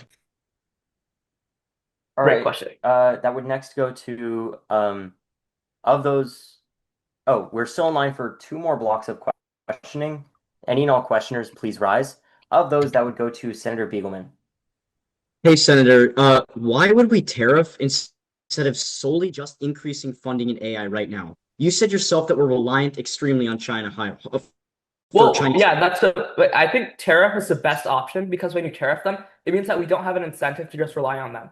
Like that's also what's going to happen for these other countries. Okay, sure. Why wouldn't we just subsidize our AI hardware industry instead and then decrease reliance? I told you that doesn't matter, right? Like if we tariff China, that means we now have an incentive to push domestic infrastructure as well as other. Senator Panda? Would tariffs make it? Never mind. That would actually instead go to Senator Curie. Do you give up the floor? Yeah, I relinquish the floor for questioning.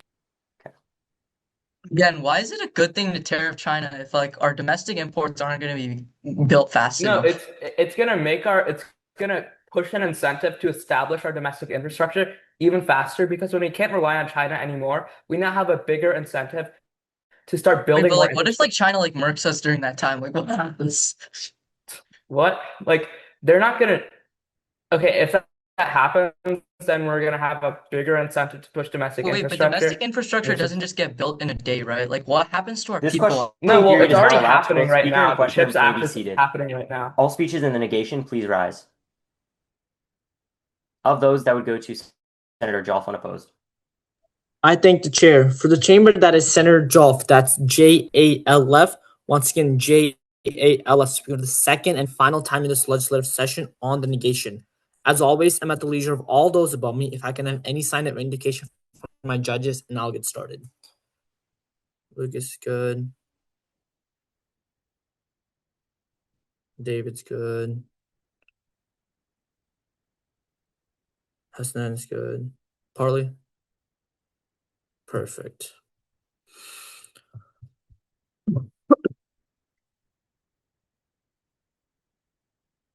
In my home state of Mississippi, one of my constituents told regulators that after the XAI facility ramped up, her husband's asthma symptoms significantly increased.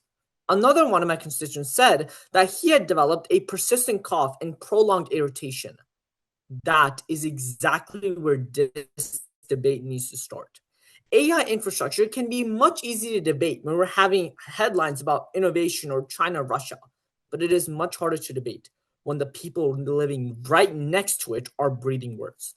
Principally, fail because this bill expands AI data centers, which impose real environmental costs on real communities. First, data centers are already having an environmental strain even before this bill. The International Energy Agency in 2024 quantifies that data centers consumed about 415 terawatt hours of electricity, with the United States accounting for 45% of that. It also says that AI-focused data centers can draw more than 100 megawatts. That's the electricity compensation of 100,000 households.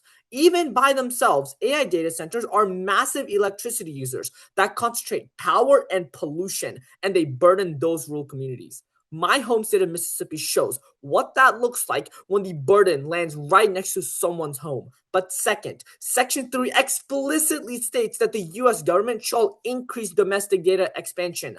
I am sick and tired of everyone talking about geopolitical relations with China and Russia before thinking about the constituents that put you in this office. Senator Kathiri, I don't think China is going to mark us out. I think our own actions are going to mark our constituents out. But there is a twofold impact with our actions today. First, on carbon emissions. Dilish Bikasani, with a master's in technology management, in a meta-analysis of over 20 studies regarding AI in December of 2025 concludes that AI has an on-net negative impact on the environment, emitting over 10 million tons of CO2. The world needs to plant 50 trees to recoup just 1 ton. This means that in order for us to mitigate the negative effects of AI, over 1 billion trees needs to be planted. The problem with CO2 isn't that nobody can see the actual molecule itself. It's that they see the hospital visit, the higher power bill, and the summer that keeps getting harder to survive. But second, data centers use water directly to cool servers and indirectly to the power plants that keep them running. The Texas Actual Tribune reports that existing data centers in Texas are projected to use about 25 billion gallons of water in 2025. The scary thing about water is that when it's gone, you can't negotiate with it.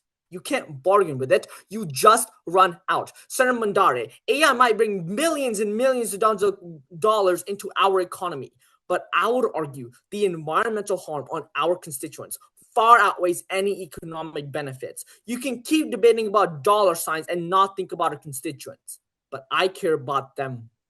Negate.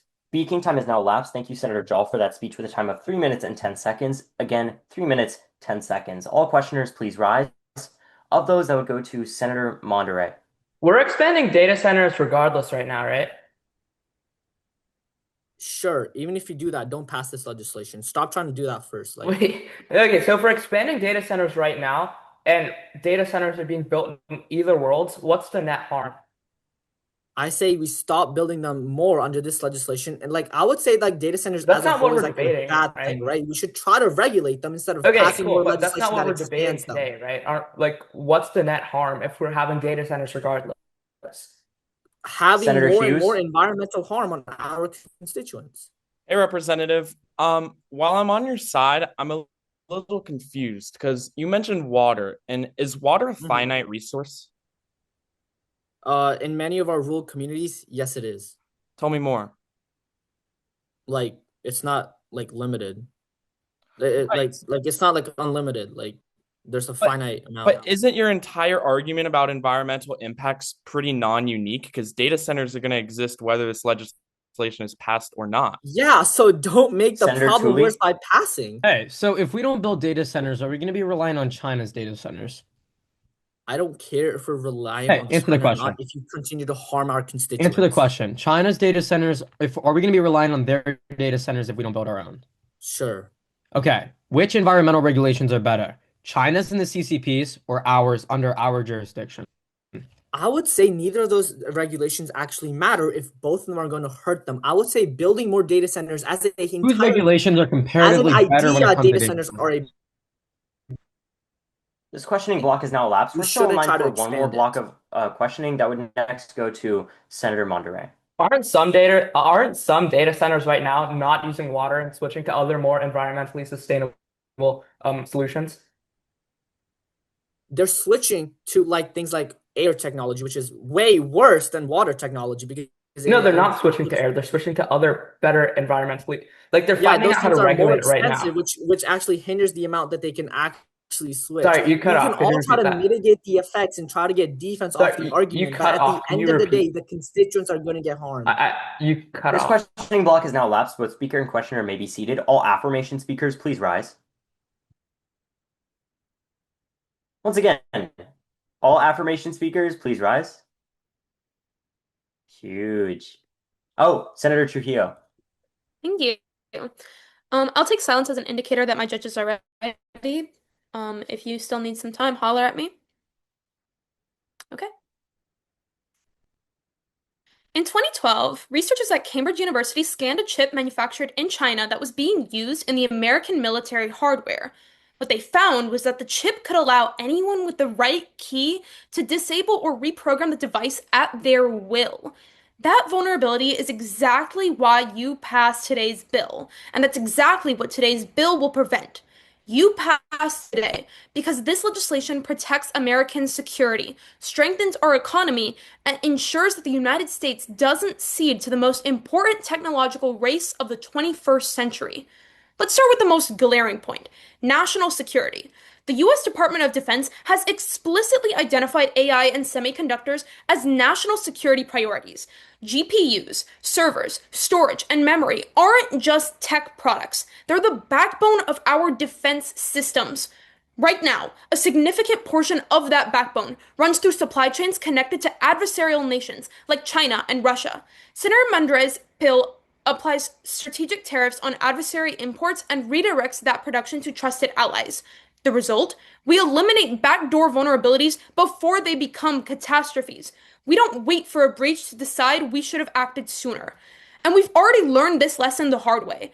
COVID-19 didn't just cost lives, it exposed just how fragile our supply chains really are. Semiconductors dried up, car lots sat empty, hospitals scrambled for equipment. The geopolitical tensions of recent years have only deepened those fractures. This bill draws a direct line from that hard lesson to a concrete solution. Partner with allied nations to build a trusted, resilient production network.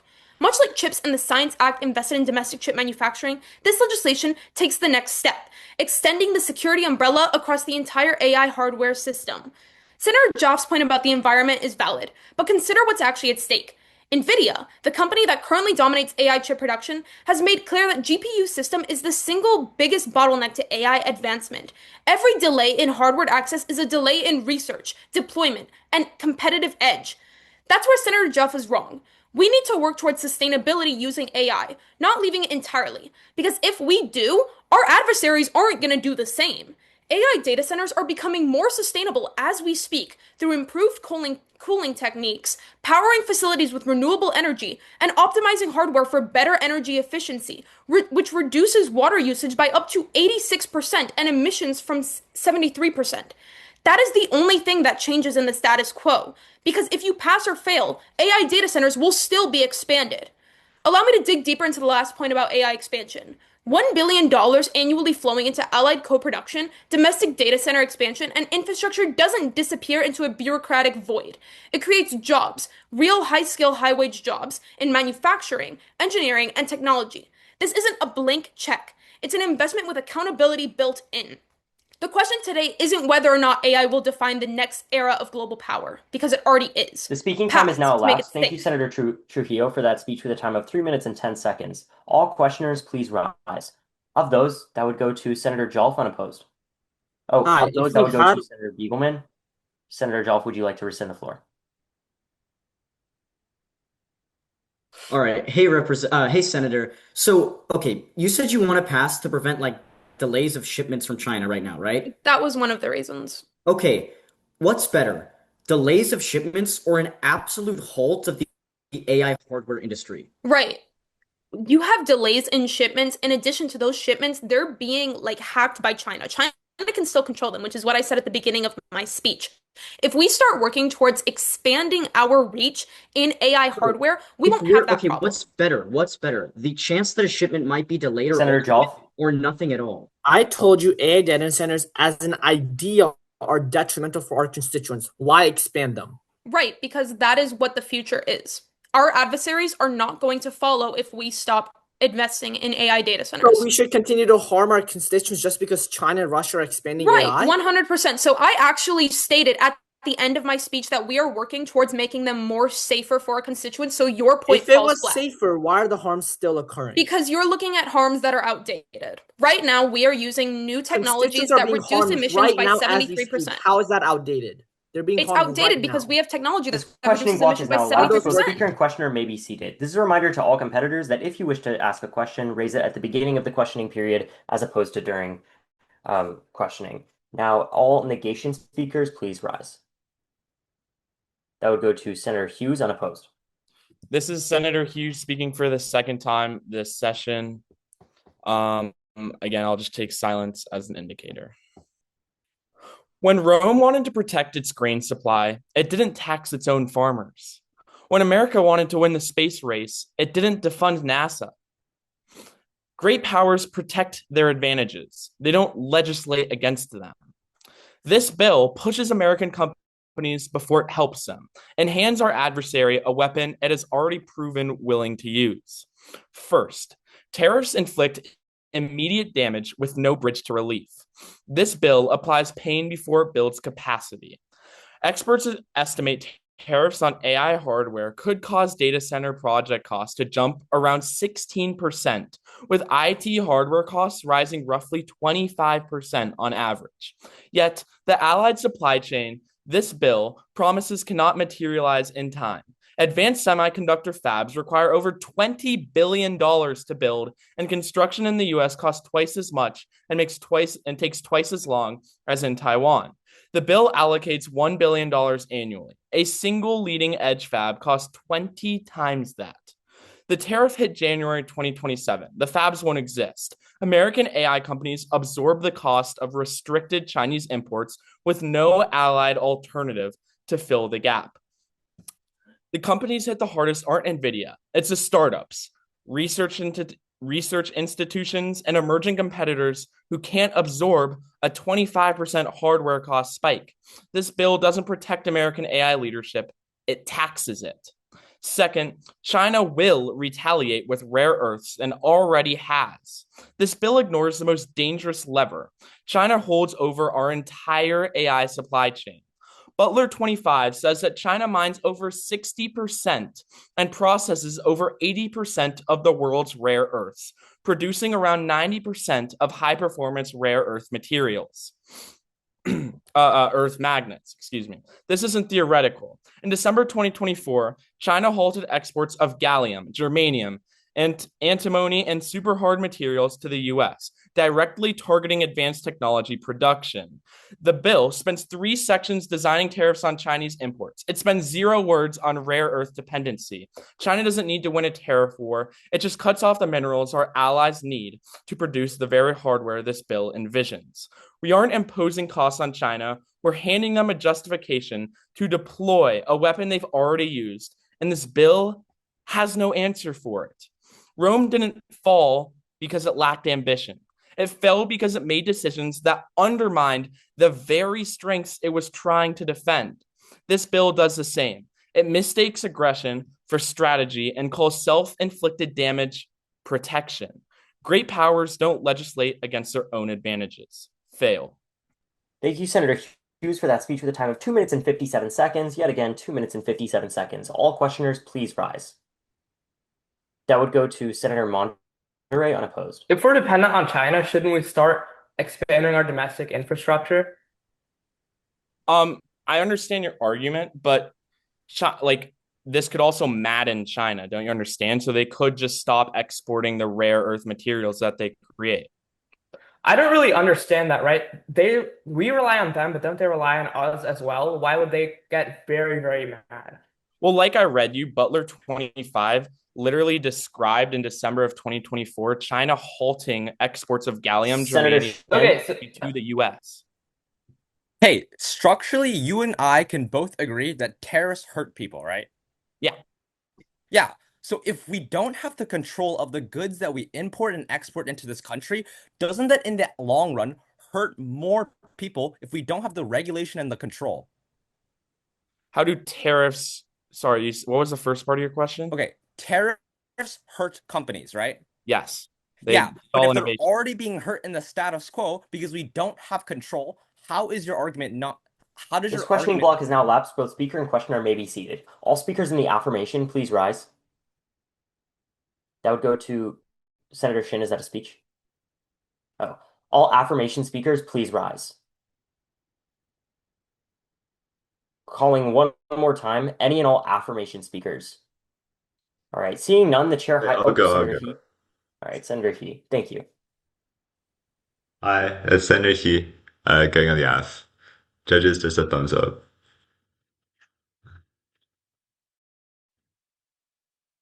The idea of harnessing intelligence has existed for centuries, from philosophers imagining thinking machines to early scientists dreaming of artificial minds. For most of history, those ideas remained fantasy, but today, AI data centers have turned that vision into reality. That should be something to celebrate, but instead, China has built this infrastructure on exploitation and control. Pass this legislation and put the power of intelligence into responsible hands. Now, I want to make one thing really, really clear. Regardless of whether we pass this bill today or not, China's AI infrastructure is going to exist, and we're going to continue to develop. But what I'm going to prove is that comparatively, continuing to build AI infrastructure and tariff China is better morally and economically. First, understand the negation world right now. China's AI industry is built on exploitation. The Council on Foreign Relations has found that China has forced thousands of Uyghurs and other ethnic minorities, including children, into factory and tech-related labor tied to its supply chains. Comparatively, the United States has significantly stronger labor laws and enforcement mechanisms. If a company exploits workers, we take legal action and hold them accountable. That's why global entities always show higher rates of forced labor and labor exploitation in China. Senator Zhao, even if AI isn't perfect, I'd rather we move towards the world where you don't lay complacent and support exploitation in China. But second, for the economy. Right now, China controls a massive share of the global AI hardware and data center supply chain, and they've already shown us they're willing to weaponize that control, restricting exports, tightening access, and creating instability that gets passed right now to American consumers. Senator Begelman wonders why we have to tariff China if we're so dependent on them. It's exactly the fact that China is fighting against us that we have to do something. In other words, China is actively squeezing us out of this industry, and even American businesses are still buying Chinese AI hardware. The only way we can re-enter the industry at this point is to make Chinese imports more expensive temporarily so our AI companies can come back and stay competitive. So sure, Senator Hughes, there might be some short-term price increases, but it is necessary for our AI industry to grow, and that's what unlocks the long-term price decrease. Because McKinsey & Company finds in 2025, artificial intelligence domestically could add $13 trillion to our economy through global exports by increasing efficiency and lowering costs across industries. Furthermore, Goldman Sachs finds in December of 2024 that AI could then automate 25% of work tasks, dramatically reducing business costs. And over time, when these businesses start earning profits, they put more into innovation and AI still gets cheaper. All I'm saying is that at the moral level, we should move away from bad Chinese companies, and that in the long term, tariffs will always pay for themselves. Pass this policy. Thank you, Senator He, for that speech with a time of 3 minutes and 8 seconds. Yet again, 3 minutes and 8 seconds. All questioners, please rise. Of those, that would go to Senator Jelf. Why should we prioritize long-term price increases if in the short term our constituents suffer? We're already developing AI anyways. I'd argue that the development of AI is also necessary for combating like climate change and whatnot. Like this is like a necessary thing. Wait, how does AI combat climate change if developing AI hurts it so much? Because now you have efficient processes in every other industry. Wait, what do those efficient processes look like? Right, AI is helping us innovate in things like environmental technology Senator as Panda? well. Like what? Okay. If China controls all the rare earth minerals Senator Hughes tells you about, what can we do to like get When we passed the CHIPS Act in 2021, China actually didn't restrict exports. I think that they don't Wait, have a but problem with doesn't us tariffs investing. what are the impacts of tariffs for our consumers? The tariffs are not on the raw materials. The tariffs are on the AI materials that we are now building in the United States. Yeah, where are we getting those sources from? Those We're raw still getting the raw materials. materials from So China. can't The China tariffs cut aren't. us This off? questioning period is now No, elapsed. they Both haven't speaker in and the questioner past. may be seated. All speakers on the negation, please rise. Of those, that would go to Senator Begelman. I thank the chair. Good afternoon, everybody. This is Senator Begelman speaking for the second and final time of this legislative session. Senator Begelman, once again. As always, I'm at the leisure of those above me, so if you're not ready, just let me know verbally. All right, cool. Just briefly looking at this chamber's sentiment surrounding AI, you would think that Senator Mondare would fail to make sure our AI industry and the people in it don't get run into the ground. Fail, so that the people that rely on AI aren't left abandoned. First, the affirmation wants to increase independence and tell you to pass so that happens. Senator Mondare literally tells you and his sponsor that we're extremely reliant on China for AI hardware right now. He then says in cross-examination that China needs us too, so not to worry about their bad action. He's right. The thing is, even if China doesn't act erratically, they won't have to when we import tariffs, directly making everything more expensive. Senator Trujillo tells you it prevents delays of shipments and protects the United States. If you want to decrease dependence, then subsidize US production and cut off Chinese shipments for when we're ready. Senator Trujillo, if the choice is between delayed shipments or an absolute halt of AI hardware domestically, and I would wait until we're ready. The choice is clear. Senator He then says to pass to divest from Chinese labor abuse.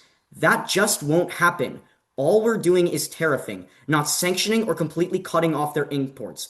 What we do is make it more expensive. The thing is, we will still be buying from them even at the same amount because there's no alternative in the United States. So, fail this legislation because it directly harms American workers, and that's because it breaks the stability that we have in the status quo by implementing tariffs. Right now, we rely on China significantly for AI hardware. That's been established. But fail this legislation because it tariffs China, destroying a significant exporter that we rely on. Because tariffing means every GPU, server, or memory chip that gets sourced from China instantly becomes more expensive. And we don't have an alternative immediately. Even though our allied nations might try to help, they just do not have the capacity to fully replace them. That's so dangerous because even our closest partners like Japan, South Korea, and the Netherlands still depend on Chinese raw materials and assemblies. Those tariffs will ripple across the entire AI supply chain, raising costs for everyone, including us. The Semiconductor Industry Association, the Boston Consulting Group, and the Information Technology and Innovation Foundation in May of 2024 and May 2025 finds that even a 25% tariff on semiconductor imports would cut US GDP growth by 0.18% in the first year and over 7.76% by year 10. That would mean $55 billion gone by year 1. And by year 10, the annual drag is above 232 billion. So what does that mean for our people and the industry? The Semiconductor Industry Association's May 2024 report states that for every $1 billion in chip spending gained or lost, it supports or loses 6,000 American jobs respectively. Do not leave Senator Mondare and the rest of the people that rely on the growth of AI stranded. The speaking time is now elapsed. Thank you, Senator Begelman, for that speech with a time of 3 minutes and 10 seconds. All questioners rise. Of those, that would go first to Senator Trujillo. Hey, so you say that there's a problem with us tariffing China, right? Or other nations. Yes. What's the difference between what we're doing today and the CHIPS Act that we already passed? Okay, so principally, when we tariff China on all imports and any adversary country on all imports, we are not giving ourselves a backup option that directly raises prices. Right, but this bill, what it wants to do is very similar to the CHIPS Act, and we're not seeing those problems under the CHIP but it Act. doesn't Your give us harms any fall. backup option. Wait, hold on. We're not seeing problems of raised prices. We on the CHIP are, Act? but We not the absolutely ones are. that you're saying. Just to clarify, in Section 1, we're not tariffing every single product. It's Right. specifically strategic tariffs, right? Sure. Okay. So why would we tariff like rare earth minerals or something? Why would China stop importing those? Okay, even if it's not inherently rare earth minerals, strategic tariffs means like things that we still need, AI hardware that we still need. If you tariff anything for AI hardware, it's still going to have an impact. Hey, but we're also building new AI hardware, so doesn't Okay, that wait, hold on. supplement? Like, Hold on. isn't Let's that the just whole clarify. point of Doesn't that tariffs? completely reverse your argument if we're only This questioning tariffing some period is now things? elapsed. Both speaker and questioner may be seated. All speakers in the affirmation, please rise. Senator Tooley, unopposed. Hey guys, this is Senator Tooley. That's T-U-L-I. Again, T-U-L-I. Speaking for the second time today on the affirmation. Happy to save us from a boring debate. I'm going to be timing myself. PO time is final. I'm going to assume all my judges are ready. If you're not, just holler at me. I love reading Chinese literature. I've read everything from General Sun Tzu's Art of War in the 5th century BC to the CCP's Unrestricted Warfare book in 1999. And the one thing that I've learned in both of their books is that the Chinese claim to defeat an enemy, you must understand them. I want this Congress to take yet another page out of their books. Pass this legislation to strengthen our domestic GPU supply line. I have 3 tiers of examination. First, you've heard from Representative Zhao that domestic data center expansion is harmful to the environment, but this is still way behind on the comparative. Because even if passing means building more data centers in America, failing is still comparatively worse because it means we continue to rely on Chinese data centers that emit way more carbon. The Green Power nonprofit in May of 2024 quantifies that Chinese AI data centers emit 500% more carbon than American AI data centers because of lackluster regulations and the utter will of the CCP to win the AI race. Representative Zhao, carbon emissions and climate change are a global issue, not a domestic one. Decades down the line, if we continue relying on carbon-guzzling Chinese data centers, our constituents will pay the price in climate change. Second, the negation from Representative Hughes to Representative Begelman just recently is scared of China halting GPU exports to America. But I think this is a mischaracterization of how the global GPU industry actually works. China isn't the only GPU manufacturer in the market. We are actively divesting away from China and investing in towards our allies. The Center for Strategic and International Studies just 2 weeks ago found that in the last year, we have doubled the amount of GPU imports from Mexico and tripled the amount of imports from Taiwan as they actively expand their capacity to manufacture. Representative Begelman, you're entirely right that the only reason we import from China is because they're the cheapest. But a minimal price increase to companies should never be coming at the same tier of urgency as a literal domestic threat to our security. Third, even if you buy this analysis that we should be terrified of China pulling GPU exports, know that the negation does nothing to change that. Look, China is our biggest adversary. At some point, China is going to pull the rug and leave us defenseless. It's better that we do it at our own terms right now when we're actively divesting away from China and investing towards our allies than when we do it when we're at a war, when we're literally in conflict with China. I've made this chamber understand our enemy's unrestricted warfare and their modern art of war, but it's only your ballot that will actually defeat them. Thank you, Senator Tooley, for that speech with a time of 3 minutes exactly. All questioners, please rise. Of those standing, that would first go to Senator Begelman. Hey, Senator, I agree with you. China's not going to cut us off, but still, principally and practically, if we tariff them, that will obviously raise prices, right? We can agree on that, yeah? Yeah, but a price increase to billion-dollar corporations like Nvidia for importing new GPUs that are more expensive should never come at the same level of urgency as our national security when it comes to things like Wait, conflict or hold on. war. Do we have AI hardware capabilities right now? In our other ally countries, yes, we do. Okay, is it anywhere as cheap or accessible as China? Senator Dolph?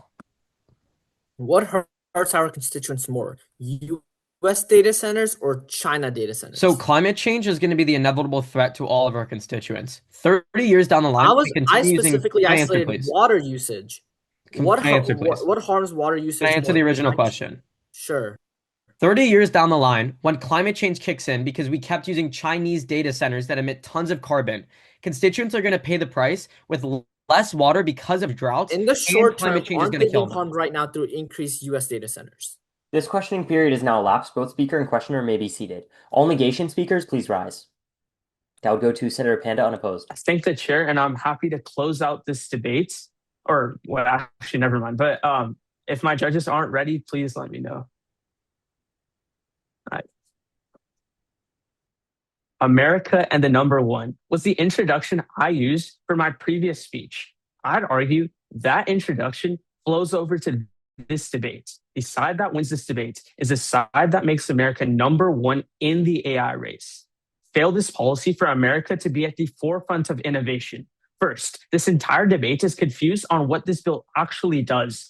Senator Tooley brings up Chinese data centers and questions Senator Jalf about this. Senators, please read the bill. This policy is entirely about AI components, not data centers being built. We can pass other policy to make American data centers. In the status quo, we aren't as dependent as the affirmation tries to tell you. That's because one of our biggest allies, Taiwan, has the capacity to build necessary AI components. According to the U.S. International Trade Administration in 2025, Taiwan accounts for over 60% of global semiconductor production and more than 90% of the world's most advanced chips used in technologies like AI. This means that there is no reason to pass this policy as our allies already have the technology necessary, and all we're doing by passing is agitating China. But here's the biggest problem. This bill wastes $1 billion on a supply chain problem the United States is already solving with allies. According to the semiconductor industry in 2024, chips created by China are produced at 3 nanometer nodes, while most US and European fabs operate at larger 14 nanometer nodes. Furthermore, the same study states that we are still years away from mass producing at the cutting edge of technology. Smaller nanometer chips are significantly faster and more energy efficient, making them essential for AI. This proves that the US and EU cannot yet match Taiwan's technical capability in advanced semiconductor manufacturing. But here's the impact of tariffs under this policy. This policy makes it harder for domestic companies to buy the best quality of data center components. When our companies start using our less efficient, more power intensive chips, they're put at a disadvantage against other Chinese companies. Eventually, Chinese companies will take over because of this very advantage. Senator He brings up the long-term, short-term dynamic. In the short term, our consumers pay more for AI. Our consumers, not billion-dollar companies. In the long term, our companies will lose this race. Senator Trujillo, the jobs you advocate for are lost because the companies won't exist anymore. Because our chips are less efficient, the water impact Senator Jolf talks about becomes even worse for our constituents. I beg everyone in this chamber, make America #1 in AI and fail this policy. you, Senator Panda, for that speech with a time of 2 minutes and 59 seconds. Again, 2 minutes, 59 seconds. All questioners, please rise. Of those, that would go to Representative Tooley. Hey, even if our chips aren't as efficient as China or as cost-friendly as China, why can't we just get ones from our allies? Yeah, we can, but this bill agitates China, right? Okay, that doesn't answer my question. Your concern was that our chips aren't good enough. Why Yeah, can't we just get chips American from chips, allies that are better? such as Taiwan. Yes, we can do that in the status quo. The only thing this bill does is make sure that China is agitated by Will the China tariffs. not retaliate and pull the rug at some point in the future? They can, but Senator Taiwan Trujillo. still exists. Hey, so I'm a little confused why everybody on your side is saying that our chips are worse than China's. I can name 4 US companies that are better than China's chips. What standards are you going by? Okay. See, I agree with you on the fact that TSMC, the Taiwan, like that company, they produce Right. amazing chips, right? Why are we Okay. saying that we're going to have to rely on China or we're going to get China mad when we have companies that are better than China? Okay. Our Chinese chips This are questioning 3 block is now elapsed. Both nanometers. speaker and Okay. questioner may be seated. All affirmation speakers, please rise. That would go to Motion. Senator Shin, unopposed. Oh, motion? Oh no, I rescind the motion. All right, Senator Shin, you have the floor.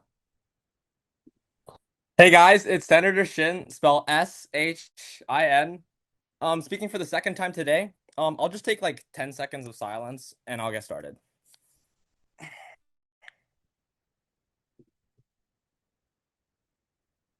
Tralaleo tralala. Tung tung tung sahor. Bombardiro crocodiro. I think the omnipresence of American innovation in AI has been put to a pretty good use. Please, don't lose the race.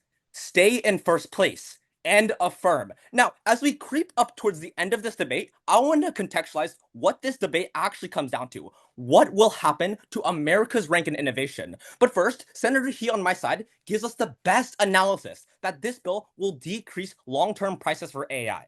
And every single negative speaker gave you the same argument. It does the exact opposite. But I think the entire round has missed the comparative.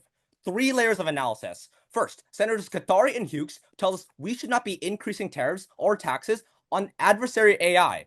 I agree, but taxes are generally bad. We already know this. I think his entire side has missed that we are already paying the cost of Chinese dominance. The difference is, right now, we pay it in stolen intellectual property, compromised supply chains, and a military that depends on adversary chips. A tariff is a tax we choose. Dependency is a tax we do not. The Peterson Institute found that Section 301, tariffs on Chinese goods, cost American consumers $50 billion annually, but that was for washing machines. AI hardware is completely different. It powers our fighter jets, our intelligence agency, and our infrastructure. Paying a little bit more for allied chips is a lot more reliable versus the day China decides to flip the switch. Second, Representative Hughes and Jolf. That's the exact difference with this bill, because we can finally be the ones to enforce the standards. Section 3 places oversight with the Department of Commerce, Defense, and Energy. Representative Jolf, that means we can require allied producers to meet US environmental regulations. We can incentivize clean energy. We can hold partners accountable. Third and finally, I think we can all agree that in the status quo, China is going to react irrationally or unfairly, whether we pass or not. But I don't think anyone in this round has contextualized a really simple question. Why? Unsurprisingly, the answer is super simple. China acts irrationally and unfairly because they see American technological dominance as an existential threat to their authoritarian model. They spent 2 decades stealing property and manipulating markets because they can't compete with us. We already know the CHIPS Act couldn't stop them. Export controls did not stop them because the problem was never our policy. It was their ambition. So the question is not whether China will retaliate if we pass this bill. The question is, what will we have when they build it due? If we pass, we have allied production, domestic data centers, and tariff revenue to fund both. If we fail, we have nothing but a supply chain that runs through Beijing. Please remember, Tung Tung Sahur. That is our greatest accomplishment. Make it greater.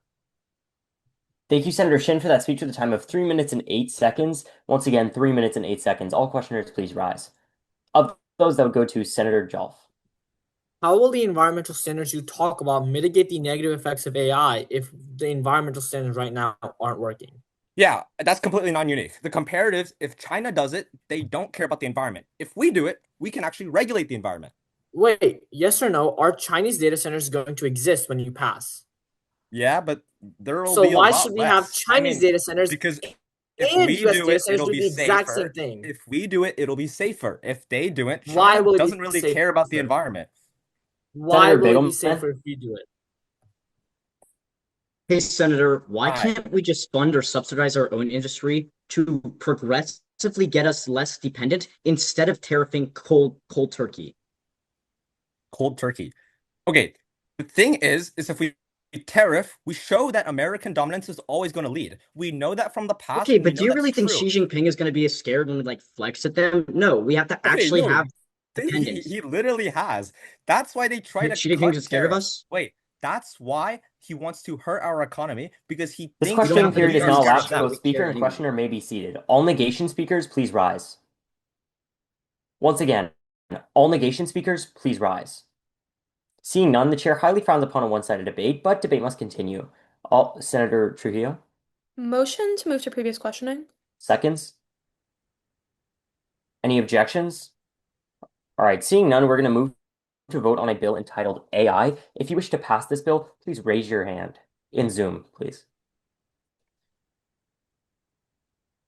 All right, so I'm seeing 1, 2, 3, 4, 5 votes in the affirmation. All right, lower your hands. All who wish to fail this bill, please raise your hand in Zoom.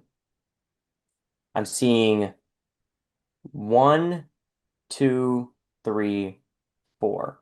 All who wish to abstain from voting,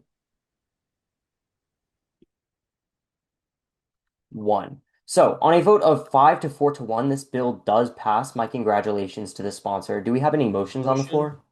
State that. Motion to adjourn. Seconds? Second. More importantly, are there any objections? All right, so at 5:28 p.m., I will adjourn this session. Great job to everyone just for making it to finals and sticking it through it. I know that this is a very mentally strenuous tournament, but I'm just going to quickly go through orders of the day. We got through a total of 20 speeches and 48 blocks of questioning. We didn't skip a single block of questioning, and everyone asked, most people asked at least 2 questions. And special shout out to Senators Panda and Jelf for having the most amount of questions with 8. That's a pretty big number, larger than I can count to. So great job, everyone. Your hats all look beautiful, and I'll pass it off to our parliamentarian. I'd say for general feedback, I think that the second bill was actually really, really good debate. I think there were a lot of good responses. Like the ref was actually really, really good. And I think that there wasn't as much rehash as some of the other bills that we've debated, for example, like the first one. I do think that in general, sometimes warrants need to be stronger and sometimes analysis needs to be cleared down because sometimes you like give me an argument and like it makes sense, but then you give me a lot of like confusing analysis that just like throws me off to the point where it's like, do I really understand what you're saying anymore? So sometimes it's just like you have to keep your arguments as simple as possible because you don't want there to be like a room for like a judge to misunderstand what you're saying. I'm just gonna go back to my flow from the first one too. Um, to me, the people who are the clearest, like scored the highest on my ballot. This could have happened either in the early round or in the late round because if you're just like clarifying what the bill does and like what this does to like either what someone else says or what this does to the status quo, you're making my job really, really easily because I haven't read either of these bills.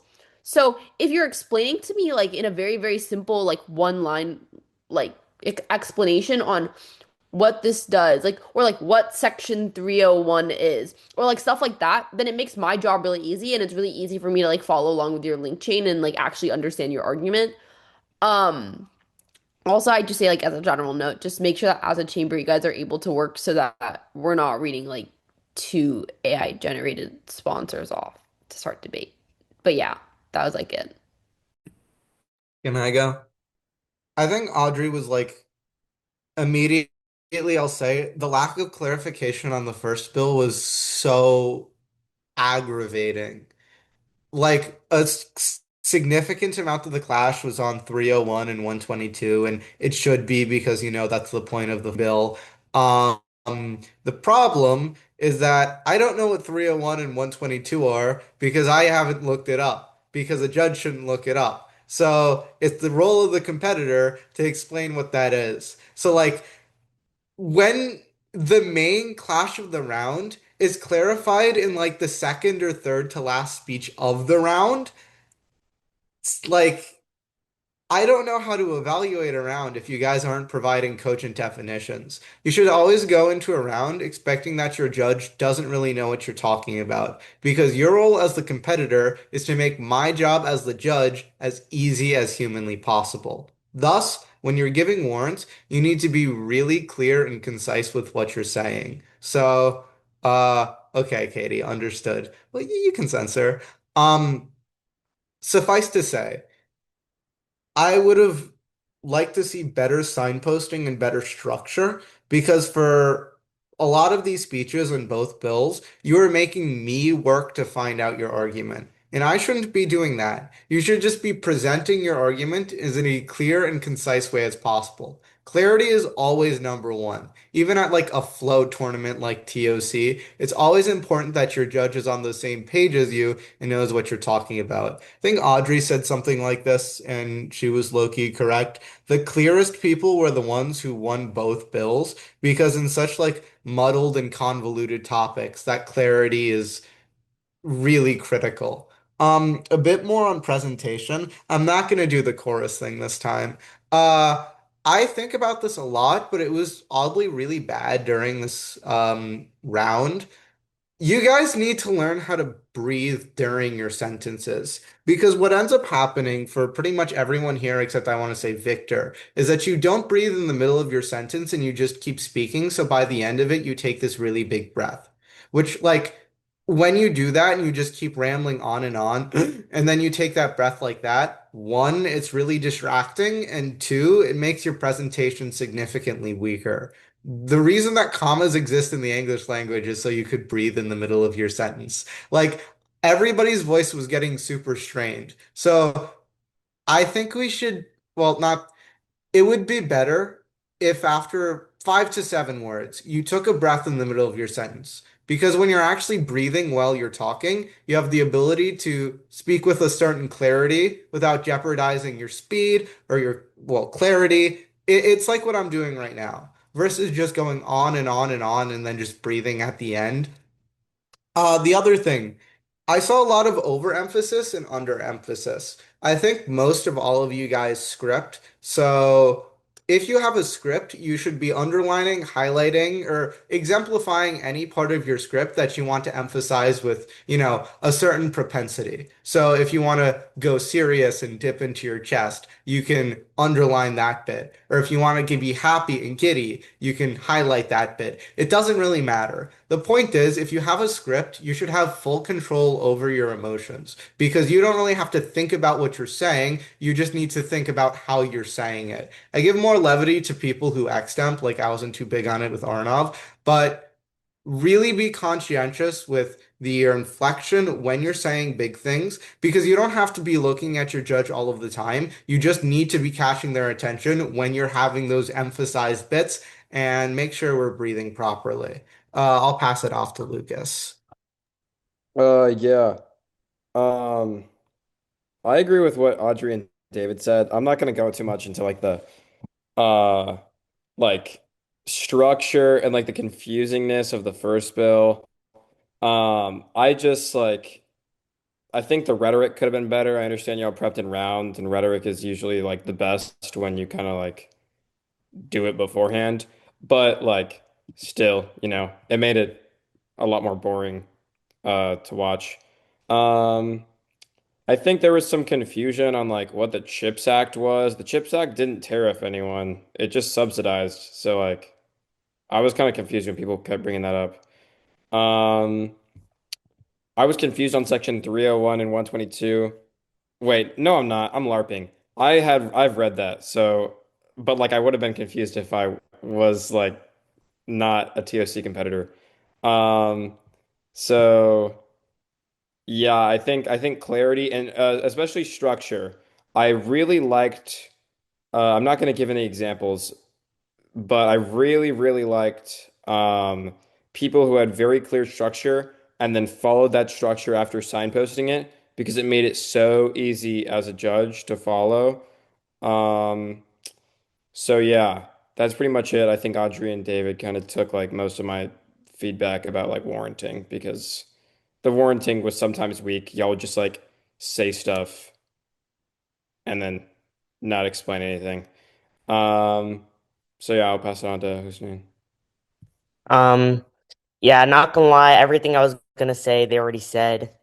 But also maybe try to be like I do agree with what Lucas said about trying like having the clear like structure of your arguments and like let's say like you're going into impact like saying that or saying directly what this bill does especially in the early speeches because like they already also said I don't know and I don't care to know about what section 301 is in searching it up mid round so like you guys should be able to do that and I mean yeah that's really all.